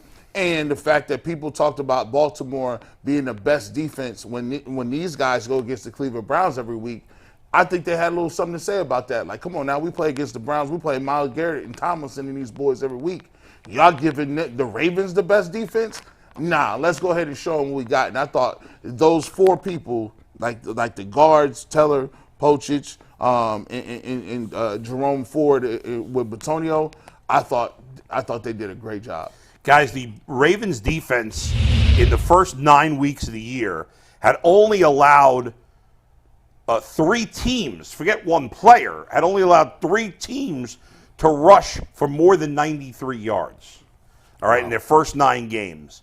And the most yards they gave up as a team was 139 to the Colts back in week 3. The Browns, Jerome Ford had, what did he finish with, 101, I think? 107. 107. 107. And the Browns as a team finished with 178, which was the most the Ravens have given up all year. Their defense has been great. Browns' defense has been great. Ravens' defense has been great. And the Browns, when they needed it most, they needed to be balanced. We talked about this early in the show with Stefanski. They were balanced. I think they finished with 1 more running play than pass play. I'll confirm that for you in one second. I know. I'm pretty sure it was one way or the other. They were basically 50-50, and they 50-50. 1 more run play, 36 rush attempts, 35 pass attempts. Right. Again, kudos to Stefanski, because for the last few weeks, you and I, we were all saying well, we were crediting him for sticking with the run, even though it wasn't really working that well, right? They were sticking with it. They were grinding. They were only averaging 3, 4, maybe 4 yards a carry, maybe less. But they stuck with it. He never really gave up on the run, and it paid off in this game. It paid off. They ran block. I thought this was the best the Browns had run block in a while. Very long time. Across the board. And I'd be curious to see have the PFF grades come out? No, we're going to do it tomorrow, but Yeah. James Hudson, who filled in at right tackle for Yeah. DeJuan Jones, is not the pass blocker DeJuan is, No. and probably will never reach even where DeJuan No. is now. But he's a more physical run blocker, and I tracked it myself, but I'll wait to confirm to the numbers. Almost all their big runs came behind James Hudson. And Yeah, they Ryan were Teller. running to the right To a the lot. right side a ton. And I don't know if that has more to do with Jaron Christian, I don't even know how to pronounce his first name. Jaron. That's how impressive. Jaron Christian. I'm not sure what his run block status is. Batonio's obviously really good, but behind Teller and James Yeah. Hudson, they had the majority of their success on the ground behind Is there those any two. way we could put DeJuan Jones on the field for pass plays and James Hudson for run They plays? might know what's coming then. Yeah, I'd say but so. as you talk about unsung heroes, I just thought the guards in general. When you're playing with Yeah. your 4th and 5th what are we down to? 4th now and at 5th, tackle? you're right. 4th and 5th, correct. Yeah. When you're putting so much pressure on the guards at that point, and we've talked about it before. When you're paying your guards $17 million, that's really a luxury that a lot of teams can't afford to do. And I don't know how long they can get away with this, as long as they're paying. When the quarterback is eating up as much cap space, it's hard to pay your guards $17 million. But boy, yesterday they show you why that they get the money that they do. I thought that was why it's best game in years. And without seeing the film of every single play, obviously he had a lot of pop plays. The big block on the turnaround on the pass block when he just leveled the guy. Yeah. The falling on the fumble, I can't stress huge. enough how important that was. And, I was talking to him after the game, and he said he saw it sort of happening. I think Christian lost his man. I think the pressure came from Christian's side. Correct. And Wyatt turned around and saw this coming and knew the ball was coming out and just dove on it, scooped it up. Said he remembered back when he was a kid, defensive lineman, put your pinkies together and scoop that ball up. A lot of times the offensive linemen, even if they fall on it initially, will lose it. Right? Yeah. All the time. But so that was big. Yeah. Huge fumble recovery. Game's over. If Yeah, he doesn't over, recover yeah. that, game's over right there, and we're not talking about this at all. Oh, my God. So for the guards to have as much pressure on them as they did, because you're playing with such inexperienced tackles, and there were issues. There was holding calls. There was, I think, some false starts. They did give up some pressures. What did you expect? It's the 4th and 5th tackles. Of course that stuff's going to happen. And, we may be saying something. I mean, James Hudson, if DeJuan's not back, it's Hudson against TJ Watt next week, and say your prayers, because we've seen that 2 years in a row, and we know how that goes. But I'll tell you about James Hudson. Dude plays with passion. He wants it, and he's an emotional player. You saw him out there with the fist pumps and with everything else. He struggles at times, but my goodness, does he put everything he's got into it. It's not due to lack of effort. It is not a lack of effort, and he was right there on the huddle push. Yeah. Yep. All around the plays, and now again, you're going to work cut out for him next week if DeJuan's not back. And we can talk about that later. But really a nice job by this offensive line holding up under duress with the 4th and 5th string tackles. Kevin calling the right plays. We talked about they were going 7 offensive linemen at times. They were going really, really heavy, extra tight ends, extra linemen, trying to help on the edges when they could. And by God, it worked. You just mentioned something, and I didn't think of it till just now when we was having this discussion. I got a theory. I believe that part of it is draft capital, but I really believe that Kevin Stefanski sat down and said, okay, let's pare this down a little bit. I got DPJ, right? I got David Njoku. I think DPJ is expendable because of the increased role with David Njoku. Njoku's a better blocker. He wants to get him out there on those mismatches, better run after the catch, and he can utilize him in more different areas. He made him expendable because now if you look at it, essentially, you've pared it down to say, okay, read number one, we're going to Amari Cooper, and we don't care if he doubled. Amari Cooper still consistently puts up numbers. Yeah. And then two, we're going to start to look for David Njoku. We're going to have him, utilizing him as our number 2 receiver kind of guy. And, hey, they got the draft pick for him, but really you're now starting to see David Njoku be a part of the play every single play. Yeah. They're not switching 4 receivers. No. They're going to go with the tight. And here's the thing. He's just more comfortable calling plays for tight ends. It is what it is. He's clearly their second option Yes. in the passing game. There's no doubt about it. And he had a big drop in the first half. Yep. Right, man? He had a big drop. He showed you he started turning around before he caught the ball. Should have been a first down. Yep. They didn't do much in the first half. That was a play he let his quarterback down. And in the past, drops have been a big problem for David Njoku. Mm-hmm. Overall this year, he's been way better. And if you look at his play, I think the last month, not just the stats, if you just look at the catches, and it's not gaudy. It's nice. It's solid. It's not gaudy. But I believe in the last month, he's played his best football as a Cleveland Brown, as an all-around player. All the guys he's dragged down the field, the blocking, he's put it all together. He's never going to be Travis Kelce. Nobody is, right? He's not George Kittle. He's not DJ Hawkinson. But after the top few guys, he's right there with everybody else. He's playing like that. He ain't Laporta.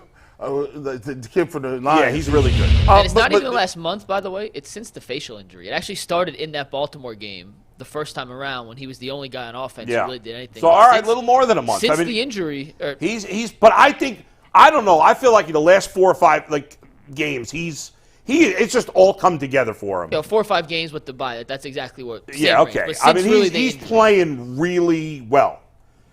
Yeah, he's playing really well. We got to give Elijah Moore some love. He finally had a decent game. He scored a touchdown. Yeah. Caught a nice little comeback route. I thought that was one of the better throws that Deshaun Watson has made so far. Yeah. He stood in the pocket. I believe it was because they got a chance to get them up out of here.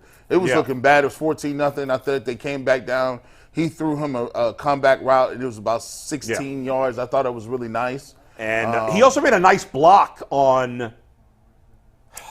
I can't remember the play now. Moore had the block? What was that? I don't remember Elijah Moore block. He had a good Cedric block. Tillman had the big block, which we're going to get to in 1 second. No, I know that. That could have. I was worried they were going to get him for a penalty. He can't do that. And I'm sure that's going to be pointed out to him. And then he's flexing over the guy. Yeah, we can't have that. We don't need that. That'll be brought up in the film session. Yeah. That's a rookie mistake. You can't stand. He easily could have been flagged for taunting on that. Yeah. They got lucky he didn't get called for a penalty for a blindside hit. Yeah. It was borderline, and they got lucky he didn't call for a penalty for the flexing. I don't know what he's thinking. Yeah, you can't. That crack what are you doing there? Yeah, you can't do that. You cannot do that. Yeah, I mean. I kind of loved it. I know it's a rookie mistake, but Oh, it's a big hit. that's awesome. It's a big hit from It's a big hit that they big took out the physical player. game. Yeah. It's easy to make a big hit when the guy doesn't see you coming. But just don't stand over him Yeah, and do that, and you're fine. If you're going to do that, guys got to start doing this. You can go to my clinic.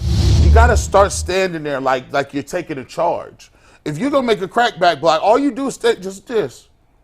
Give up your body. Take the charge. I didn't hit him. All you got to do is just get in the way. But he's going to get called for that. Yeah. But here's the thing, too. He didn't catch any passes either. No. I don't think he came through to him. I don't know what he was doing. He had 3 targets, 0 catches. The pass interference. Yeah. He did drop That's pass right. That was the interference, biggest play on the pass interference.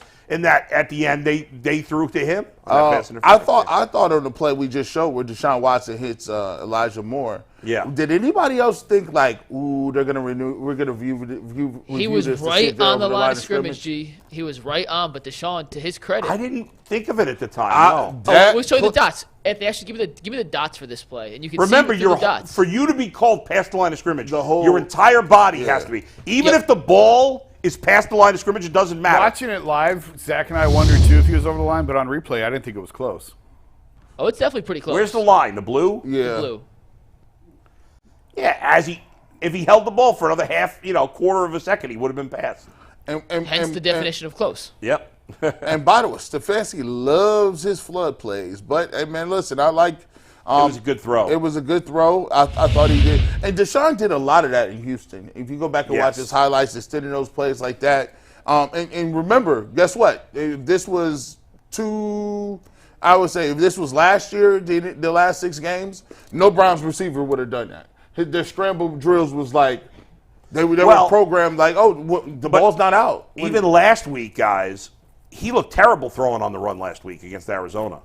Yeah. Whereas in the second half yesterday, he made that play, made a good throw on the run. Remember, last week, he only threw it well when he was stable in the pocket. This week, he showed more mobility. And that run, again, we haven't talked about much. All right, is that it we've talked about everybody in the offense. We got some. I have real quick. This is just in from Ian Rappaport. Yes. And nothing big, but just want to update. We mentioned Deshaun. He walked out in the walking boot. According to Ian Rappaport, he is scheduled to have tests on his ankle today. So we weren't exactly sure what part of the foot was being looked at. From Ian Rappaport to Deshaun Watson. It's standard, Mike. No. Don't be a negative Nelly. No. I'm just saying, we weren't sure if it was the foot, the toe, the ankle. Right. No, it's the ankle. It's ankle. I'm just giving you guys a heads up. It's the ankle. Juan Thornhill get an MRI today on his calf. Deshaun, they'll image his ankle, and I think there was someone else that went down with injury yesterday too. I don't remember. And this Denzel, what's his? Denzel was neck. His head, neck. And that was a dirty play too. It did look dirty. It did. The guy led with his helmet. Yeah. Why would that was not necessary. I'm sure the Browns will turn that into the league. Yep. And have that looked at. Now, here's the best thing about the ankle injury, and I'll say this. When you have multiple injuries, when you're battling, I had a calf injury that I had, but I had already torn my ACL in my left knee. And sometimes when you get an injury, we don't want anybody to get hurt. Yeah. What it does, it makes you play off instinct. It makes you don't think a lot. And I think Deshaun Watson. You focus? Deshaun Watson had something else to focus on other than a shoulder. So he's out there. You can't worry about both of them. And I think he got into a rhythm a little bit because it's like, okay, I got to worry about this ankle. And sometimes you play on adrenaline and you just play on instinct. And I thought he played much more instinctual because he had plays like that where he's able to get out of the pocket and throw the ball and do things like that. Just because he's playing and he knows he's not at 100%. Before we get to the defensive unsung heroes, let me tell you that this is the Ultimate Cleveland Sports Show, and you are the ultimate Cleveland sports fans. We have shattered records today. Most people online before the show started. Over 5,000 people watching at one time. The total amount of views is going to be record-breaking, too. We were hoping to get a record-breaking 2,000 likes on this show, the thumbs up. We've already beaten that with 30 minutes to go in the show. Help us get to 3,000. Hit that like button. We love you. You love us. This is great. Nothing but content for 2 hours. Forget 2 hours. If you're a member, and you can become one, you get an extra 10, 15 minutes when the show is over. Nobody else is doing what we can, so be with us. Hit the subscribe button. Hit the like button. Let's freaking go. Mike, you got nothing right now. Let's get to the defense. You're right. Defensive unsung heroes. You could be an advertiser right where Bull stopped. Yeah. Call Mike McNuggets now. Who have we not hit on the defense that's an unsung hero? JOK, we mentioned briefly. I mean, what a season this guy is having. We were ready.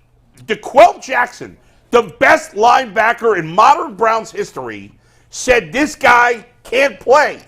He fixed him We so all tough. thought he was right. He fixed him so tough, they had to put DeQuell on a payroll. And say, Yes, they had to fix JOK. No, don't even call Ultimate Cleveland Sports no more. You just going to work with JOK behind the scenes, and that's how good he's been. And he's having a tremendous season. Can you guys believe we had a lot of high hopes for him when he first came in. Not bad as a rookie. But by last year, it was a mess. And this year, he's been so much better. Is that right? He has 12 tackles for loss? That is correct, yes. How many did he have last year, Mike? All of last year. He missed part of the season. Hold on. 12 tackles for loss in the NFL is stupid.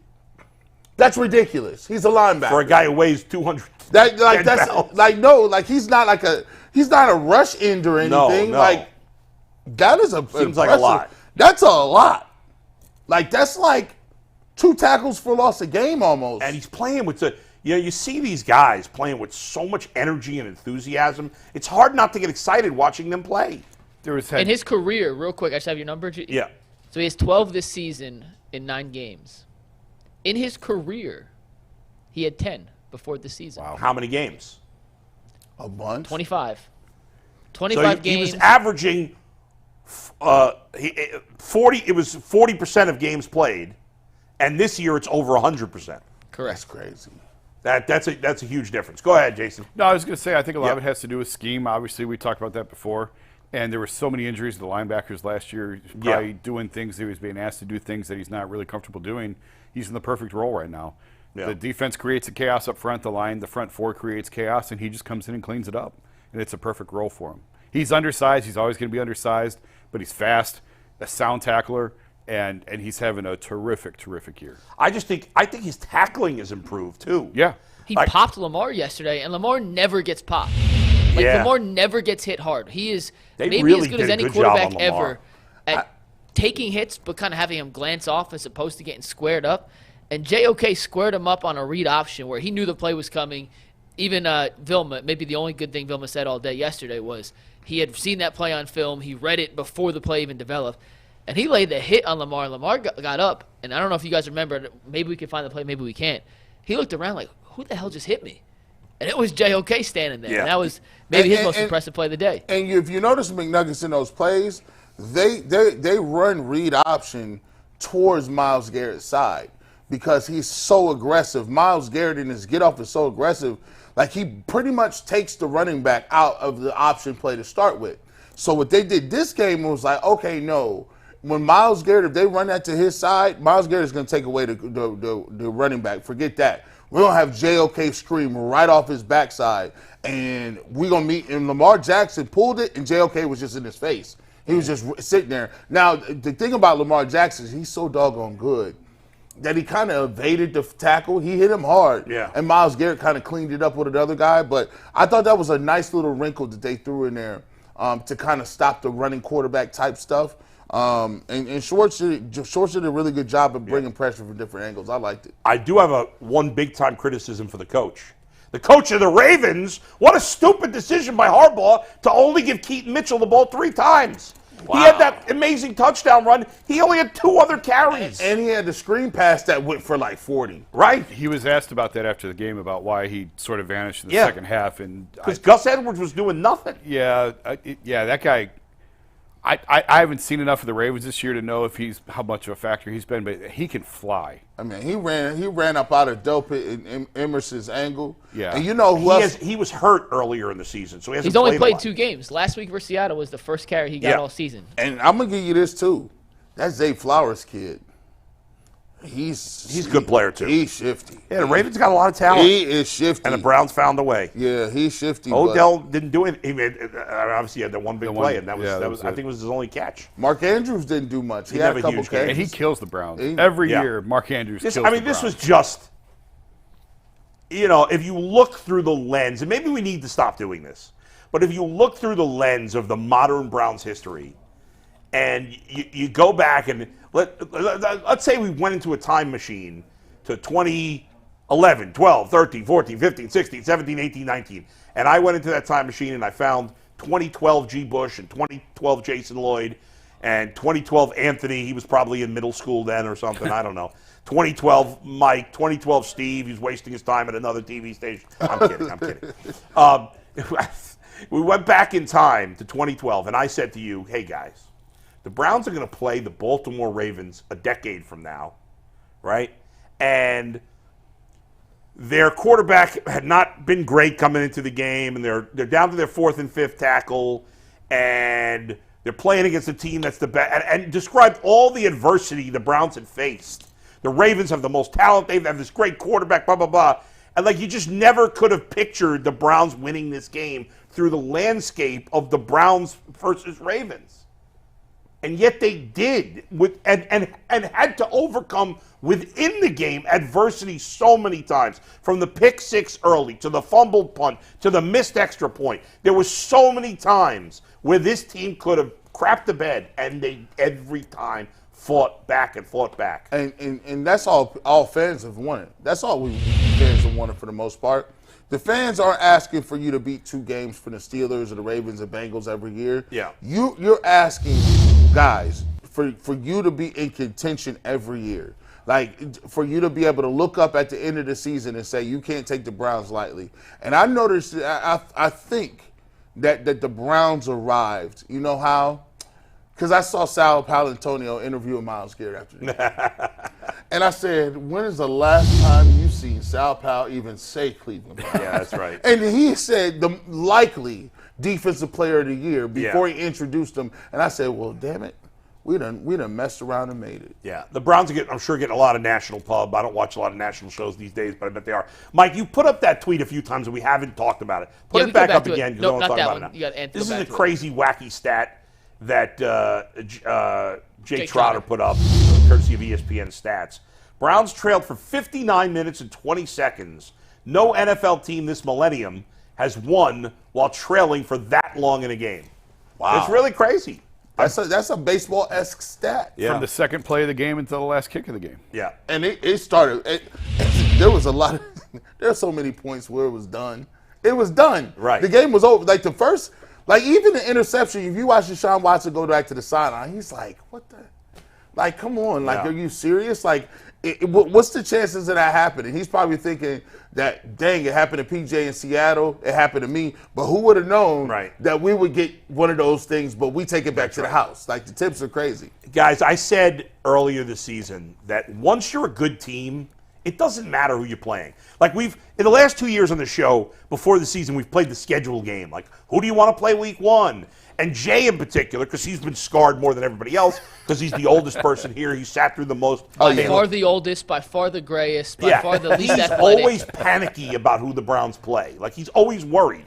When you're good, it doesn't matter. It doesn't matter. And for the rest of the season, no matter how it turns out, whether the Browns fall apart, which I doubt, whether they're decent, whether they're great, you don't care who you're playing. You're going to go, the Browns and you know, players are more confident than fans, certainly. But Browns fans, you got to go into every game the rest of this year, no matter how many there are, thinking you definitely can win this game. And it's not like, oh, we got to, anybody can beat anybody. You legitimately, the Browns, again, they've beaten the Bengals, the Niners, the Ravens. Who can't they beat? They're not playing the rest of the season. They only play the Bengals. Is the only really good team they're playing. Obviously, Pittsburgh's decent. Jacksonville's decent. Houston's pretty good. Decent teams, pretty good teams. But that's it. Yeah, I mean, the Browns could go 6-2. They go 7-1 the rest of the year. I mean, there's no limit. I had a friend of mine who's not a Browns fan. Good friend of mine, big football fan. He doesn't even really have his favorite team. I think is the Giants, but he doesn't. He's more like a gambler, and he's into all the minutia of this stuff, and he's a really smart football fan. And he's like, well, my projections. I'm like, oh, you got projections now? He's like, I'm projecting the Browns to finish 13-4. I'm like, really? I mean, they finished 13-4. That'd be the number 1 seed, maybe. We've talked about it at various turns this year, but they could easily be 9-1. Now I know they could easily have 2 extra losses, but I mean, easily 9-1. Easy money. Yeah. So and I guess by winning yesterday, this 2-game stretch, we talked about it last week, Pittsburgh, Baltimore, just split them. You're going into before the Baltimore game. Yeah. If you just split them, you're right in the thick of the playoff. Right. Well, you're not thinking that way anymore. But it still applies, and I think that's important to keep in mind. Is that if you lose both of them, you're screwed. You're in serious trouble in trying to make the playoffs. Yeah. If you win them both, you're in control of you control your own destiny. Right. But just come out of these 2 weeks with a split, and you're looking really good. Well, they got the hard part out of the way. Yeah, that's going and winning at Baltimore. Right. I wasn't on the show Friday. I had to go to the Guardians. Yeah, I wouldn't have picked them to win. If I had hit a headline, I would have picked Baltimore. I saw Jay picked Baltimore to win. Yeah, the other 3 of us picked. Yeah, I would have picked Baltimore to win. I didn't think Cleveland was going to win that game. Yeah. So to win that game and now to have Pittsburgh coming back at home, you're in control of everything, regardless of what happens in Cincy, Baltimore. Obviously, you want Cincinnati to win that game if you're a Browns fan. But ultimately. No, the Browns are in control. They're certainly in control of their playoff destiny. They're not quite in control of their division destiny yet. But if they win out, not win out. I mean, But they control their own destiny in terms of how this is going to go. They are And still that's the sixth all you seed can at the ask moment, for. but they got a lot of room to move But that's up. all you can ask for. If Yeah. you're in November and you're playing for first place, Right. Think about, like, if you beat Pittsburgh this week, now you're going to be like, oh, well, they should kill Denver after that. Right. You know, and they might not, but that's how you're going to be thinking. Right. Go ahead. Did you guys know this? This is crazy. I didn't even know it. Do you know Jerome Ford is almost he's like 6 yards away from being like the number 8th running back in rushing For a season? and this year? Oh, really? He has 532 yards, and he just crazy. Joe Mixon only has 536. Yeah. No, Joe Mixon's not having a but great they all- Saquon Barkley 568. Kenneth Walker has 595. so that kind of cancels out because some of these teams may not have had their bye. Maybe they did. Yeah. But also, he missed the first game and a half because Nick was Well, he the didn't starter. miss it. He was playing a little bit, but he didn't really get the ball main carries, No. which is crazy. And they had their bye. To be put it in perspective, Christian McCaffrey only has 747 yards. The second guy, Derrick Henry, has 625. But if you look at what he's doing, when they have their buys, he could. Let's not get carried. He had a nice game, but we don't want to get carried I'm away. just saying. I mean, we was talking about sitting him down. Yeah, well, But- 'cause let's face it, he hadn't played that well. He hadn't run Rushing that He down hadn't across run that the well, league. and you look at We're not gonna pretend he played well in those other games. He didn't really play Right, well. no, he didn't. I But he mean- played great yesterday. And he's had 2 big games and rushing Yeah. across no one in the league is averaging more than 84 rushing yards per game. There's not a single running back in the league. Yeah, averaging more than 84. running numbers are down. It's all down. Yeah. Real quick, we got a ton of super chats we got to read, but we Yeah. have not shown this yet. And to me, I think back to last year's game at Baltimore and how that game ended, and it was a little bit controversial. And I remember Jason came in the next day and said there was you could hear the Browns locker room kind of arguing yeah. with each other after the game. Yeah. Fast forward a year, and this was the scene in the locker room yesterday. And I think this could have any pre-connotation that it's the same team. This is Amari Cooper, who you don't see smile, you don't see do anything Shows but very catch little emotion footballs, at all. hand the football to the ref, pick up first downs. And we could have picked any number of these. They almost all went live on Instagram. Kareem Hunt was doing the same thing. The joy, emotion, and just to see. I mean, I've been in basketball locker rooms after big wins. G, you've been in football ones. You can't manufacture that. No. You can't fake it. It's all truly genuine. And to see them kind of Yeah. celebrating in Yeah. that fashion after a win like that, Yeah. I do think it kind of starts like a. Mike a new once chapter. again comparing Division III basketball to the NFL. I'm comparing locker rooms to locker rooms. Give us 60 seconds of what do you call it? Smart chats. I can't think of what they call smart chats. We got a lot of super chats. and today's- We're going to do them just for a minute. And then I'll just trust me. Do it for a minute. All right, first couple of super chats. Yeah. I only have 2 hands, and people don't realize there's buttons, papers, and Folks, everything to don't hit. go anywhere. I know, not everyone wants to hear everybody's super chats. You're going to want to hear these, and I got something big to say after 1 minute of super chats. Go, Mike. We're not going to get them all in 1 minute, but I'll Yeah. try to fly through Not some all of these. them. We'll go back to it. Go. Matthew Copa says, can there be a segment this week on Myles Garrett versus TJ Watt so I can show a family member who's a Steelers fan that Garrett is better and hopefully shut him up? We will definitely talk TJ versus Myles today. KW Outdoors said someone called Waffle House. They served up some pancakes yesterday. Peace out, rappers. Levi Mayfield said, here we go, Brownies, here we go. James Cosby says, love the team showing grit on the road. Time for the winning streak to get going. Let's go, Browns. Skilly said, let's go. Love a good victory Monday. Bart Z said, Jason's shirt is fire. Browns bounced the Ravens like McClain bounced Hans Gruber on Christmas Day. Peter R. said, Bull's recap was amazing, a roller coaster of emotion. And one more before we go back to Bull from Edwin Young. He said, I accused Stefanski of Coach malfeasing a couple weeks ago on here. He has my support for the rest of the year. Shout out to Watson, the defense, and D-Hop. Tone-setting win. Great show. Best in the media. We appreciate that, Edwin. And we'll get to the rest of those here after Bull's announcement. This has got to be one of the most fun times to be a Browns fan since '99. 2020 was a great season. It was a lot of fun. It was a homegrown quarterback. But it was during COVID. Everything kind of sucked during COVID. right. No one could really gather together Yes. and celebrate together and enjoy it together. This is freaking fun, G. Bush. Man, it's crazy. This is an opportunity. I told Earl leaving my radio show, we were leaving the studio and we were like, man, can you imagine if they get it done today, what that's going to look like next week against Pittsburgh, to get everybody down there tailgating and really a Pittsburgh Steelers game that has everything made for a number one type. Like they could be. It's for first place. It's crazy. It's unbelievable. It's crazy. And it's going to be even crazier next week when those awful Pittsburgh Steelers come to town. Mike, give me 60 more seconds. 60 more seconds. 60 more seconds of Super Chats. Okay, well, this time it is brought to us by PCC Airfoils. You're looking for a job with career advancement and great benefits? Well, PCC Airfoils is the leading manufacturer in Northeast Ohio. All locations of PCC Airfoils in Eastlake, Menor, Wickliffe, and Minerva are hiring for all positions starting at $18 and up. Plus, full benefit packages, paid time off, and a signing bonus. You can apply online at precast.com/careers to learn more. Okay, next 60 seconds of Super Chats. Devoid Archangle said that block Tillman laid on Van Noy was fire. Set Apart Laz says, Steelers count your days. Kool-Aid Mafia, we believe. Armac Dog says, Adam the Bull opening comments were perfect and priceless. Myles Garrett is that dude. He's Superman and Defensive Player of the Year. Matt DiMatteo says, if Hopkins doesn't miss the extra point, I'm not sure we win that game. He actually tweeted at me, and I meant to ask this earlier and I forgot. And Matt, I apologize. He said if they missing the extra point may have been a blessing in disguise. Let's discuss that in 60 seconds. Go ahead. Okay. Set Apart Lad says this team likes each other and plays for each other. It's obvious. Halim Youssef says, don't forget my stat. Every team we played lost the following week except one. Go Bengals, beat the Ravens. We beat teams up. Mav the Bosun says, in Stefanski, we trust.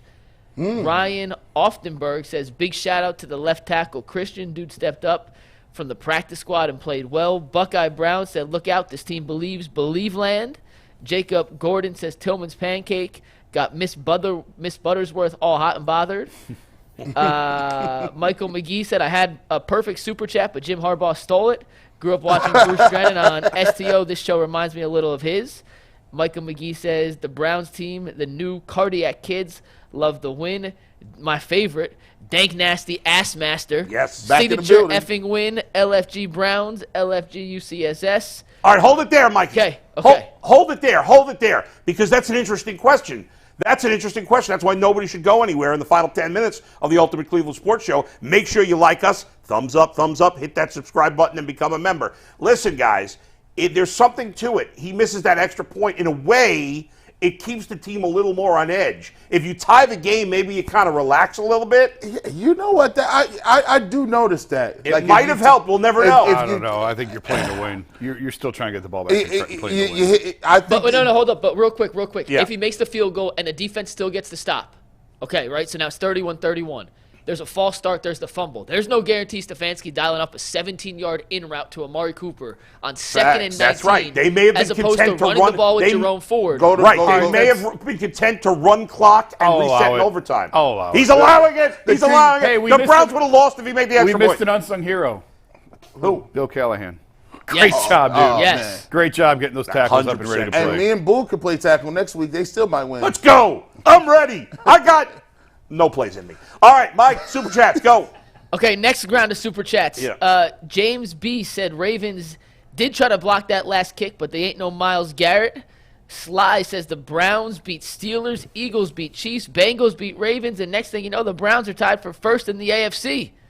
Ray Smith says we have a real team in Cleveland. Go Browns. Aggie Fury 101 said, I'm smoking on that Deshaun Watson haters pack today.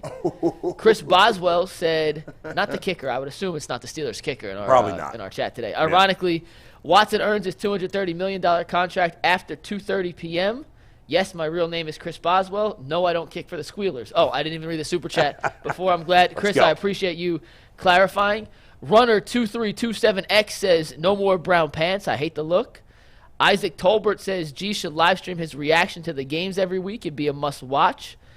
It's tough to be on a live stream during a game. Yeah. You be during the game?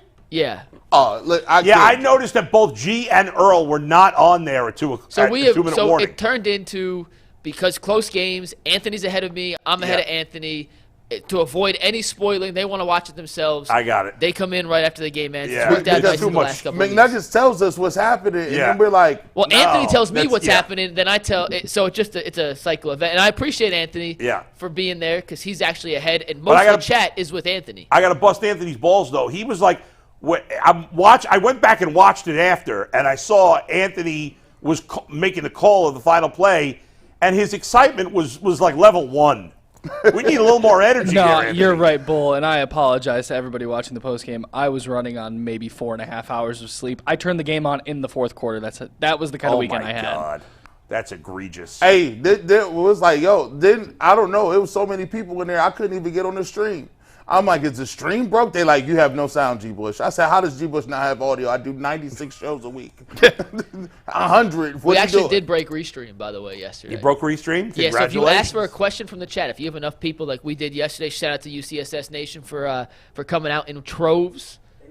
You just In say Germany, troves? troves. Yeah. I think that's the right. I think Treasure that's the right way to troves. use the word. In droves, Mike. In droves. Droves. Oh, droves. Excuse me. in Remember droves. Treasure Trolls? Well, if you ask a question, and Yeah. we asked if you thought, I forget the question. We asked if you're watching, let us know where you're watching. Yeah. We had so many responses, it actually came in too fast for Restream, which goes through YouTube to keep up with. So shout out to UCSS and the people out there watching from all around the globe. By the way, I believe that between the UCSS postgame show, G. Bush's postgame show, my postgame recap, and today's show, over 100,000 views by you, the beautiful fans of the Cleveland Browns and the Ultimate Cleveland Sports Show. We love you all. We thank you all. Hit the subscribe button. Hit the like button. How many likes do we got, Mike? Over 2,000. I don't know the exact number, but Go. we are currently You got more sitting at super chats? 2.4. No, I got a couple more. Couple more. Exhale says, walking the dog is what we should call our version of the tush push. Walking the dog. Brady says, fun fact, Zach Taylor only has one more career win than Kevin Stefanski. Mark Nikolenko says, is that number 6? It's that number 6 on JOK jersey that transforms his play. Daryl says, I predicted a Browns win. That's how we do it. Kool-Aid Mafia in the building. D-Hop, game MVP, UCSS on fire. Our guy Kenneth Yabo says, Bull, they're getting very little national pub. It's all about how the Ravens lost. Dan Caruso says, even more impressive than trailing for 59 minutes and 20 seconds and winning. We didn't have a lead at all in regulation. The kick was good after the clock hit 0. Charles T says the team plays hard for Stefanski. That should not be overlooked amongst all the ups and downs. They still play hard for him no matter what. Go Browns. And Love Grossa said, why do the Browns game what? Okay, I'm going to put this through the translator of English. Why do Browns games in the early slate take 4 years? They've Browns played games have long games this year. Really they've had long. a lot of like 4, and they've had 2 games that have gone like 3.5, 3:45, and they weren't even like, oh, we got to bring in the cart and we're going to stop the game for a while. We were talking about that in the press box Yeah. yesterday. I mean, there were games in the third quarter, and we weren't even to halftime yet. The Browns are like the Yankees, Red Sox of man. the NFL. I think it's because they call a lot of penalties when the Browns play. They do a lot of reviews when the Browns play. Like, maybe it's just, and it seems like the AFC North games take forever. And I had a 9:30 flight last night, so that was not the game to be messing around. I was kind of close to get to the airport. Really? Oh, yeah, because you got to be in I got to write and Right, broadcast and everything yeah. else, so You made it on time, though. made it on time. Yeah. I'm All tired right, real today. quick I've been on the yawning. division. Are you done with Super Chats? Obviously, the Bengals lost to Houston yesterday, the freaking Steelers. What is Earl babbling about back there? Earl said he called it. So yesterday, I hosted Yeah. the tailgate show, and we do around the AFC North. Yeah. And when we went around the North, I called it. I said that the Bengals was on upset alert. I thought that C.J. Stroud is playing like outside of his mind, and the Texans is playing like, just inspired football. And I felt like it was a trap game for Cincinnati. Yeah, I in general don't believe in trap games, and the Bengals played sloppy. They played a sloppy game. In the end, though, Tyler Boyd dropped a touchdown in the end zone. Yeah, The that was Bengals crazy. win the game. Probably. That was crazy. I shouldn't say they win the game because Stroud drove them down for the game-winning field goal. Had Tyler Boyd held on to that ball in the end zone, he would have had to score a touchdown, and they didn't have a lot of time. Is he the But- best rookie quarterback you've seen? What's that? Is C.J. Stroud the since best, probably Dan Marino, Best rookie Yeah. quarterback? probably since Dan Marino. Oh, Peyton. Peyton was pretty good. Peyton threw 1 million picks his rookie year. A threw million. 26 picks. Oh, yeah, I guess you're right. He showed you that he was going to be great. I feel like we've had some really good quarterbacks. Baker here. broke the record, then Herbert broke Well, the record Robert after Griffin, that. his rookie year was phenomenal. And then he C.J. tailed Stroud. off. But C.J. Stroud has been unbelievable. Yesterday was the first time I got to see him play from beginning to end. He threw one bad pick in the fourth quarter that got the Bengals back in the game, kind of like Lamar did. But good call by Earl. I mean, you were right. In the end, it doesn't matter what would have happened. Woulda, shoulda, coulda. The Texans won the game. And they ran the ball really well, which was surprising. The Texans are way better. They've done a great job. C.J. Stroud's phenomenal. I mean, what a bone. The Panthers. If you're the Panthers, you're like, oh my God, what did we do? Yeah, you're gonna be haunted about it. And listen, we talked about it before the show started. Yeah, it's a really good thing Deshaun's turning it around because you don't want Houston to have a better quarterback than Cleveland. Oh no! That was a talking point. Oh my goodness! If Deshaun looked like trash in the second half and they lose that game and C.J. Stroud beats the Bengals, right? Hey, however the Watson trade turns out for the Browns, and obviously we feel a lot better about it now than we did a few weeks ago. It's a good trade. Either way, it's a good trade for Houston. For sure. Oh, yeah. Because they were bad enough that it led to them getting Stroud. Did they got 2 picks? They got 2. They got one more to go. They got their first rounder this year. They got Cleveland's first rounder still to come this year. Yeah. Now, hopefully, the way it's trending, it's not going to be that good of a pick. It's a late pick this year. But both. anyway. Hey, but where they playing, it might That's be 2 late picks. What a great show. Yeah. Thanks to all of you for watching. Hit the subscribe. Hit the like. We love you. 2 hours flew by. And we've got more. If you're a member, we'll see you in overtime right here for the Ultimate Cleveland Sports Show. Thanks to everybody. Great job, everybody. Drink the green Kool-Aid, baby. The Browns at 6-3, and they're going to the playoffs for crying out loud. Yes, it's going to be a great year in Cleveland. Peace. Peace.